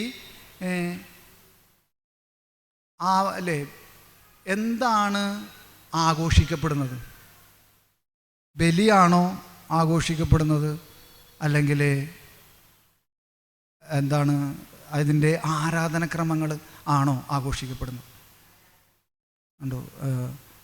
അതിൻ്റെ അതായത് യേശു കുരിശിൽ അന്ന് 2000 ചില്ലാനം വർഷങ്ങൾക്ക് മുമ്പ് ഈശോ മരിച്ചപ്പോൾ അന്ന് പരിശുദ്ധാത്മാവ് പ്രവർത്തിച്ചില്ലേ? ആ പ്രവർത്തിച്ച അതേ അവസ്ഥ ഇന്നും അല്ലേ? 5 ലക്ഷത്തിലധികം ബലിപീഠങ്ങളും വൈദികരും അർപ്പണം നടക്കുന്നുണ്ട് ബലിപീഠത്തിൽ, ആഗോള കത്തോലിക്ക സഭയിൽ. അപ്പോൾ ഇതൊരു ആവർത്തനമല്ല. നമ്മൾ വിചാരിക്കും അത് ആവർത്തിക്കുകയാണ്. ആവർത്തനമല്ല. സഭ പറയണ വാക്കാണ് 2 വാക്കുകളാണ്. ഒന്ന് പുനർ ആവിഷ്കരിക്കുക, അല്ലെങ്കിൽ രണ്ടാമത്തെ വാക്കാണ് അനാവരണം ചെയ്യുക. കണ്ടോ, ഈ 2 വാക്കുകൾ ആവർത്തിക്കുകയല്ല. മനസ്സിലായോ? അപ്പോൾ അത് ഒരു കാര്യം. പിന്നെ ഒരു കാര്യം കൂടി എന്നാൽ പെട്ടെന്ന് പറഞ്ഞേക്കട്ടെ, സമയം ഒരു 15 മിനിറ്റ് കൂടി ഉണ്ടല്ലോ. നമ്മൾ സ്തോത്രയാഗ പ്രാർത്ഥനയിൽ കർത്താവേ നിൻ്റെ പരിശുദ്ധാത്മാവിനെ അയച്ച് ഈ ബലിവസ്തുക്കളെ പവിത്രീകരിക്കണമേ എന്ന് പറയുമ്പോൾ നമ്മൾ അവിടെ മനസ്സിലാക്കേണ്ട ഏറ്റവും വലിയ രഹസ്യമാണ് സത്താഭേദം. ഇതൊക്കെ ഇതിൽ എഴുതിയിരിക്കുകയാണ്, സത്താഭേദം. വിശുദ്ധ അംബ്രോസ് പിതാവും അഗസ്തീനോസ് പിതാവൊക്കെ ഇതിനെക്കുറിച്ച് വ്യാഖ്യാനിച്ച് വെച്ചിരിക്കുകയാണ്. നമ്മളതെടുത്ത് ഭക്ഷിച്ചാൽ മാത്രം മതി. നമ്മളതൊന്നും എടുത്ത് ഭക്ഷിക്കില്ല. അപ്പോൾ അവിടെ പറഞ്ഞിരിക്കുന്ന ഒരു കാര്യം, ഞാൻ അതൊന്നും എടുത്ത് വായിക്കണില്ല. അപ്പോൾ അതിൽ പറഞ്ഞിരിക്കുന്ന ഒരു കാര്യം എന്ന് വെച്ച് കഴിഞ്ഞാൽ, കാനായിലെ കല്യാണ വിരുന്ന്, കാനായിലെ കല്യാണം, ഇത് ശ്രദ്ധിച്ച് കേൾക്കണേ. കാനായിലെ കല്യാണ വിരുന്നിൽ നടന്ന കാര്യം നമുക്കറിയാലോ. അപ്പോൾ ഇവിടെ സ്തോത്രയാഗ പ്രാർത്ഥനയിൽ പുരോഹിതൻ ബലി അർപ്പണ വസ്തുക്കളിലേക്ക് പരിശുദ്ധാത്മാവിനെ വിളിക്കുമ്പോൾ അവിടെ സംഭവിക്കണ കാര്യം, അതിനെ നമ്മൾ ഓരോരുത്തരും എന്താക്കപ്പെടുന്നു. അവിടെ ഞാൻ വളരെ വിഷമത്തോടുകൂടി പറയട്ടെ, നമ്മളവിടെ നമ്മുടെ മക്കളുടെ കല്യാണം, എനിക്കറിയില്ല എന്നാൽ എന്നോട് ചില ആൾക്കാർ അങ്ങനെ പറഞ്ഞിട്ടുണ്ട്. അതിൻ്റെ അടിസ്ഥാനത്തിൽ ഞാൻ പറയണേ, എല്ലാവരും അങ്ങനെ ആവണമെന്നില്ല കേട്ടോ. അമേരിക്കക്ക് വിസ, വീട് പണി, എവിടെയാണ് പ്രാർത്ഥിക്കണേ? മനസ്സിലാവുന്നുണ്ടോ? ഇപ്പം എന്നോട് ഇങ്ങനെ തുറന്ന് പറയുമ്പോൾ എന്നാ ചിലവർക്ക് എന്നെ ഇഷ്ടപ്പെടില്ലായിരിക്കും. എനിക്കത് അല്ലേ, നമുക്ക് പറയാൻ, നമ്മളാരും വിമർശിക്കാനല്ല, നമുക്ക് ഇനിയെങ്കിലും നമുക്ക് കുറച്ച് അപ്പോൾ അവിടെ എന്താണ് മനസ്സിലാക്കേണ്ടത്? എന്തിനാണ് കർത്താവ് കാനായിലെ കല്യാണ വിരുന്നിൽ വെള്ളം വീഞ്ഞാക്കിയത്? എങ്ങനെയാണ് നമ്മളെപ്പോഴും വിചാരിക്കും പരിശുദ്ധ അമ്മ മധ്യസ്ഥം വഹിച്ചുകൊണ്ട് നമ്മുടെ പോരായ്മകളെയൊക്കെ കുറവുകളെയൊക്കെ തീർത്തു തരും എന്ന്.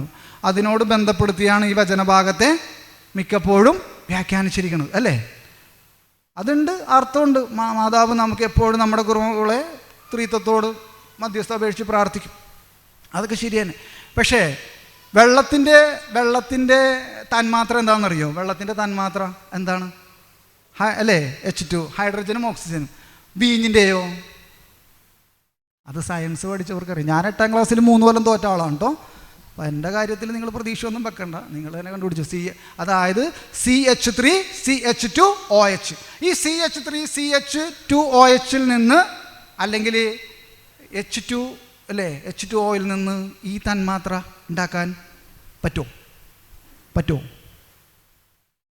ആ പഠിച്ചവർക്കറിയാം. ആ പഠിച്ചവർ പറയും പറ്റില്ല എന്ന് പറയും. എന്തിന് പറ്റില്ല? ഭൂമിശാസ്ത്രത്തിന് എന്ത് പറ്റില്ല? വെള്ളത്തിൽ നിന്ന് വീഞ്ഞുണ്ടാക്കാൻ പറ്റില്ല. പിന്നെ എന്തിനാണ് ഇങ്ങനെ ഉണ്ടാക്കിയേ?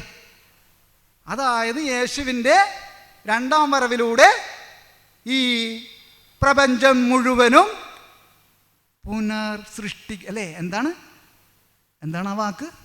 എനിക്ക് ആ വാക്ക് കിട്ടണില്ല, മനസ്സിലാവുന്നുണ്ടോ? അല്ലേ, അല്ല, പുനരാവിഷ്കരിക്കുകയല്ല, അത് ലിറ്റർജിയിൽ. അപ്പോൾ പുതിയ സൃഷ്ടികളായി മാറുന്നു, പുതിയ ആകാശവും പുതിയ. അപ്പോൾ അതിൻ്റെ ഒരു മുൻ ആസ്വാദനമാണ് ഇവിടെ അവൻ. അപ്പോൾ ഇപ്പോൾ മദ്യം കഴിക്കുന്ന, ഇപ്പോൾ നമ്മളൊക്കെ പണ്ട് മദ്യം കഴിച്ചപ്പോൾ പലരും പറയണം, നമ്മളും പറഞ്ഞിട്ടുണ്ട്, ഈശോ ഇത്തിരി മദ്യമൊക്കെ ഉണ്ടാക്കിയെന്ന്. അപ്പോൾ എന്തിനാണ് ഈ വീഞ്ഞുണ്ടാക്കിയത്? വീഞ്ഞുണ്ടാക്കിയതിൻ്റെ അർത്ഥം, അതിൻ്റെ ആന്തരിക അർത്ഥം എന്താണ്? അതിൻ്റെ അക്ഷരാർത്ഥമാണ് നമ്മൾ എപ്പോഴും നോക്കിപ്പോണം. എന്താണ് അതിൻ്റെ ആധ്യാത്മിക അർത്ഥം? അപ്പോൾ ആ വീഞ്ഞുണ്ടാക്കിയത് അത് പുതിയ സൃഷ്ടികളാക്കി മാറ്റുന്നു. അപ്പോൾ നമ്മൾ സ്തോത്രയാഗ പ്രാർത്ഥനയിൽ എന്താണ് പ്രാർത്ഥിക്കേണ്ടത്? കർത്താവേ നിൻ്റെ പരിശുദ്ധാത്മാവിനെ അയച്ച് ഈ ബലിവസ്തുക്കളെ പവിത്രീകരിക്കണമേ എന്ന് പ്രാർത്ഥിക്കുമ്പോൾ നമ്മളെന്ത് പ്രാർത്ഥിക്കണം? കർത്താവേ നീ എന്നെയും പവിത്രീകരിക്കണമേ, നീ എന്നെ വിശുദ്ധീകരിക്കണേ. അവിടെ നമ്മുടെ ബാഹ്യമായ കാര്യങ്ങളൊന്നും പറയാണ്ടിരിക്കുന്നതാണ് നല്ലതെന്ന് ഈ എളിയ ഇതാണ് ഒരു എളിയവൻ്റെ ഒരു അഭ്യർത്ഥനയാണ്. നിങ്ങൾക്ക് ഇഷ്ടമുള്ള പോലെ പ്രാർത്ഥിക്കാം, പറഞ്ഞെന്നുള്ളൂ. ഞാനങ്ങനെ പ്രാർത്ഥിക്കാറില്ല. ഞാൻ എൻ്റെ ഒരു ആവശ്യവും പറഞ്ഞ് ഞാൻ കർത്താവിനോട് പ്രാർത്ഥിക്കും. കാരണം എന്നെ വിളിച്ച കർത്താവിന് എൻ്റെ ആവശ്യങ്ങൾ അറിയും. മനസ്സിലാവുന്നുണ്ടോ? അതുകൊണ്ട് 11 കൊല്ലമായിട്ട് ഞാനൊരു ജോലിക്കും പോണില്ല. ഇതൊക്കെ തന്നെയാണ് നമ്മുടെ പരിപാടി. ഇങ്ങനെയാണ് ജീവിതം. അപ്പോൾ ആ വീഞ്ഞിൻ്റെ കഥ ഒരു ചെറുതായിട്ട് ഓടിച്ചു പറഞ്ഞതാണ്. മനസ്സിലായോ? എന്തിനാണ് വീഞ്ഞുണ്ടാക്കിയത്? കല്യാണ വീട്ടിൽ വീഞ്ഞ് തീർന്നു പോയതുകൊണ്ട് വീഞ്ഞുണ്ടാക്കിയതാണോ ഇപ്പം മനസ്സിലാകേണ്ടത്? മനസ്സിലായോ? അവിടെ പ്രത്യക്ഷത്തിൽ അല്ലെങ്കിൽ നമ്മുടെ കണ്ണുകളിൽ നോക്കുമ്പോൾ അങ്ങനെയാണ് കഥ. പക്ഷെ ആ കഥ വേറെയാണ്, കിടപ്പുവശം വേറെയാണ്. അതിൻ്റെ എന്തിനു വേണ്ടിയാണ് വീഞ്ഞുണ്ടാക്കി? പുതിയ സൃഷ്ടികളാണ്. അപ്പോൾ യേശുവിൻ്റെ പുതിയ സൃഷ്ടികളാക്കപ്പെടുന്നത് എപ്പോഴാണ്? യേശുവിൻ്റെ 2ാം വരവ്. അപ്പോൾ ഈ ആരാധനക്രമത്തിൽ 8ാമതൊരു രഹസ്യമുണ്ട് കേട്ടോ. 8ാമത്തെ രഹസ്യമാണ് യേശുവിൻ്റെ വീണ്ടും വരവ്. അത് ഞാൻ പറഞ്ഞില്ല. അപ്പം അതിനെയാണ് സഭ തന്നെയും നോക്കി പാർത്തുകൊണ്ടിരിക്കുകയാണ്. എന്തെന്നാണ്? മാറാനാത്ത, അല്ലേ?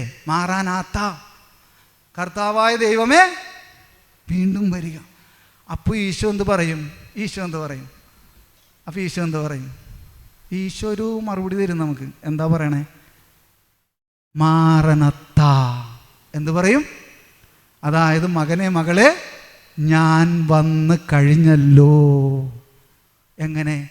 ഈ 2ാമത് വരാനിരിക്കണ യേശുവിൻ്റെ മഹത്വീകൃതമാക്കപ്പെട്ട തിരുശരീരവും തിരുരക്തവുമല്ലേ നമ്മൾ ഇന്ന് ബലിപീഠത്തിൽ നിന്ന് ഭക്ഷിച്ചത്? ആണോ? അപ്പോൾ ഈശോ പറയും മാറാനാത്താന്ന് സഭ തന്നെയും നോക്കി പാർത്തുകൊണ്ട് വിളിച്ച് പറയുമ്പോൾ ഈശോ പറയാണ് മകനെ മകളെ ഞാൻ വന്ന് കഴിഞ്ഞല്ലോ. മനസ്സിലായോ? വന്നു കഴിഞ്ഞോ ഇല്ലയോ? 2ാമത് വരാനിരിക്കുന്ന യേശുവിനെ ആണോ നമ്മൾ ഇന്ന് ഭക്ഷിച്ചത്? ആണോ? സംശയമുണ്ടോ? മനസ്സിലായോ?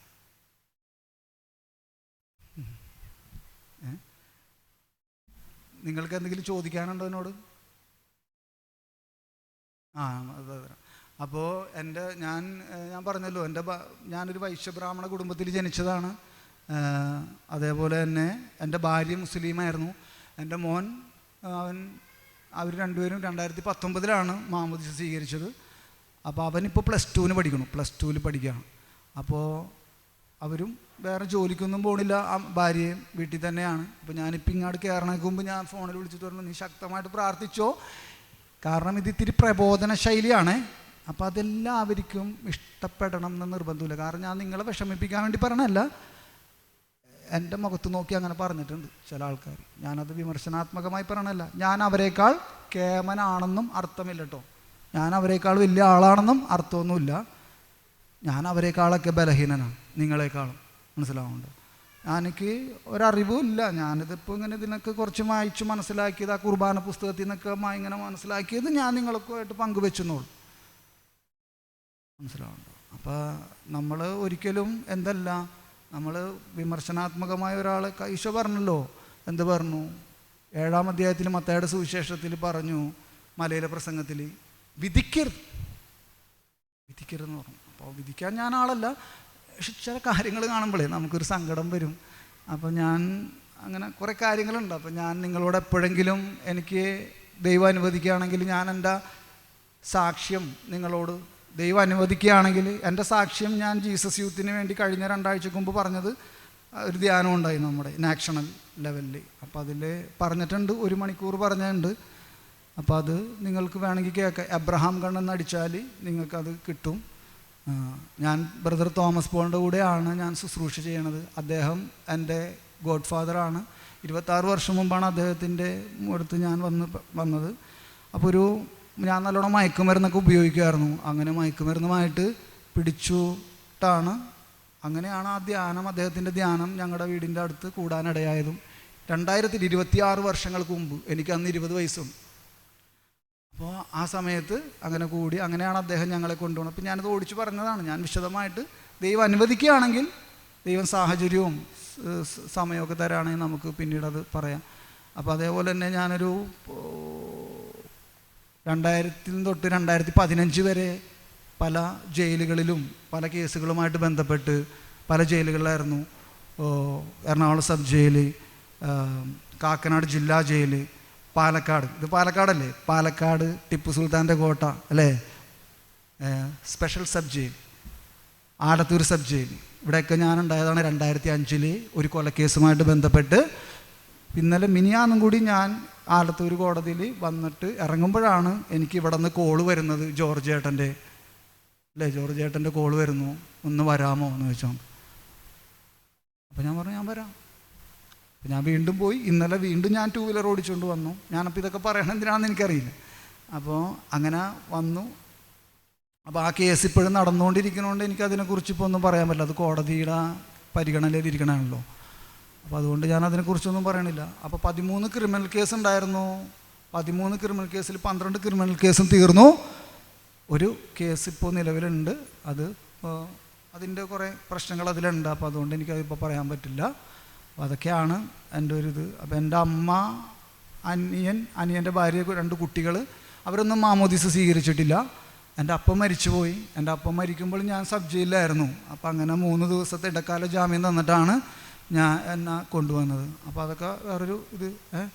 ഞാനിങ്ങനെ ഓടിച്ചോടിച്ച് പറഞ്ഞാൽ നിങ്ങളെനിക്ക് വേണ്ടിയും പ്രാർത്ഥിക്കണം.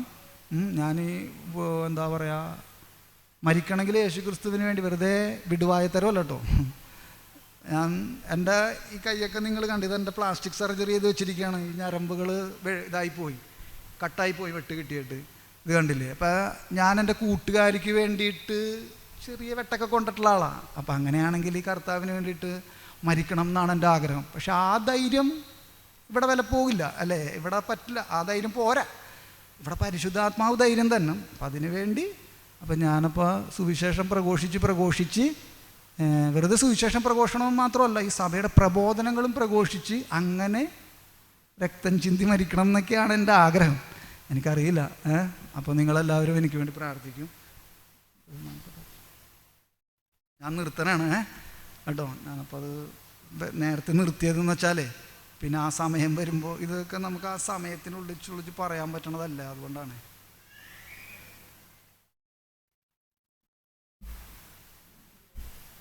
ഞാൻ തരാം.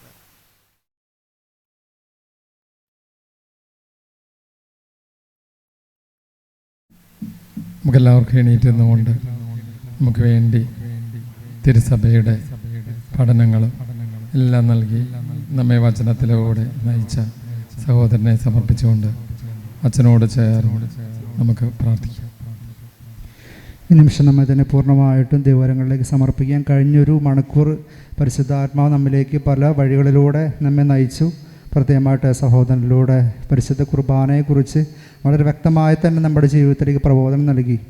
ഒത്തിരി നന്ദി ഹൃദയത്തോടെ ആ സഹോദരനെ ഓർക്കാം. പ്രത്യേകമായിട്ട് പരിശുദ്ധ കുർബാനയിൽ 2 കാര്യങ്ങൾ ഇന്നും നടക്കുന്നു എന്ന് ആ സഹോദരൻ പറഞ്ഞ് ബോധിപ്പിക്കുകയായിരുന്നു. 1 പാപമോചനവും, 2 പരിശുദ്ധാത്മാവിൻ്റെ ആവാസവും. ആ സഹോദരൻ്റെ ജീവിതം നമുക്ക് പറഞ്ഞു തന്ന വലിയൊരു സത്യം ഇതാണ്: പരിശുദ്ധാത്മാവ് ഇന്നും നമ്മളിലൂടെ പ്രവർത്തിക്കുന്നുണ്ട്. ഈ വലിയ ബോധ്യം ഈ വ്യക്തികൾ, നിങ്ങൾ എത്രയൊക്കെ പാപികളായിക്കോട്ടെ, എത്രയൊക്കെ കടും ചുമപ്പായിക്കോട്ടെ നിങ്ങളുടെ പാപങ്ങൾ, പക്ഷേ അതിനേക്കാൾ ഉപരിയാണ് ദൈവത്തിൻ്റെ കൃപ എന്ന് ഈ സഹോദരൻ വെളിപ്പെടുത്തി തരികയാണ്. ഈ നിമിഷം 2 കൈകൾ ഉയർത്തിക്കൊണ്ട് ഈ നിമിഷം ആ സഹോദരൻ്റെ എല്ലാ നിയമങ്ങൾക്കും വേണ്ടി പ്രാർത്ഥിക്കാം.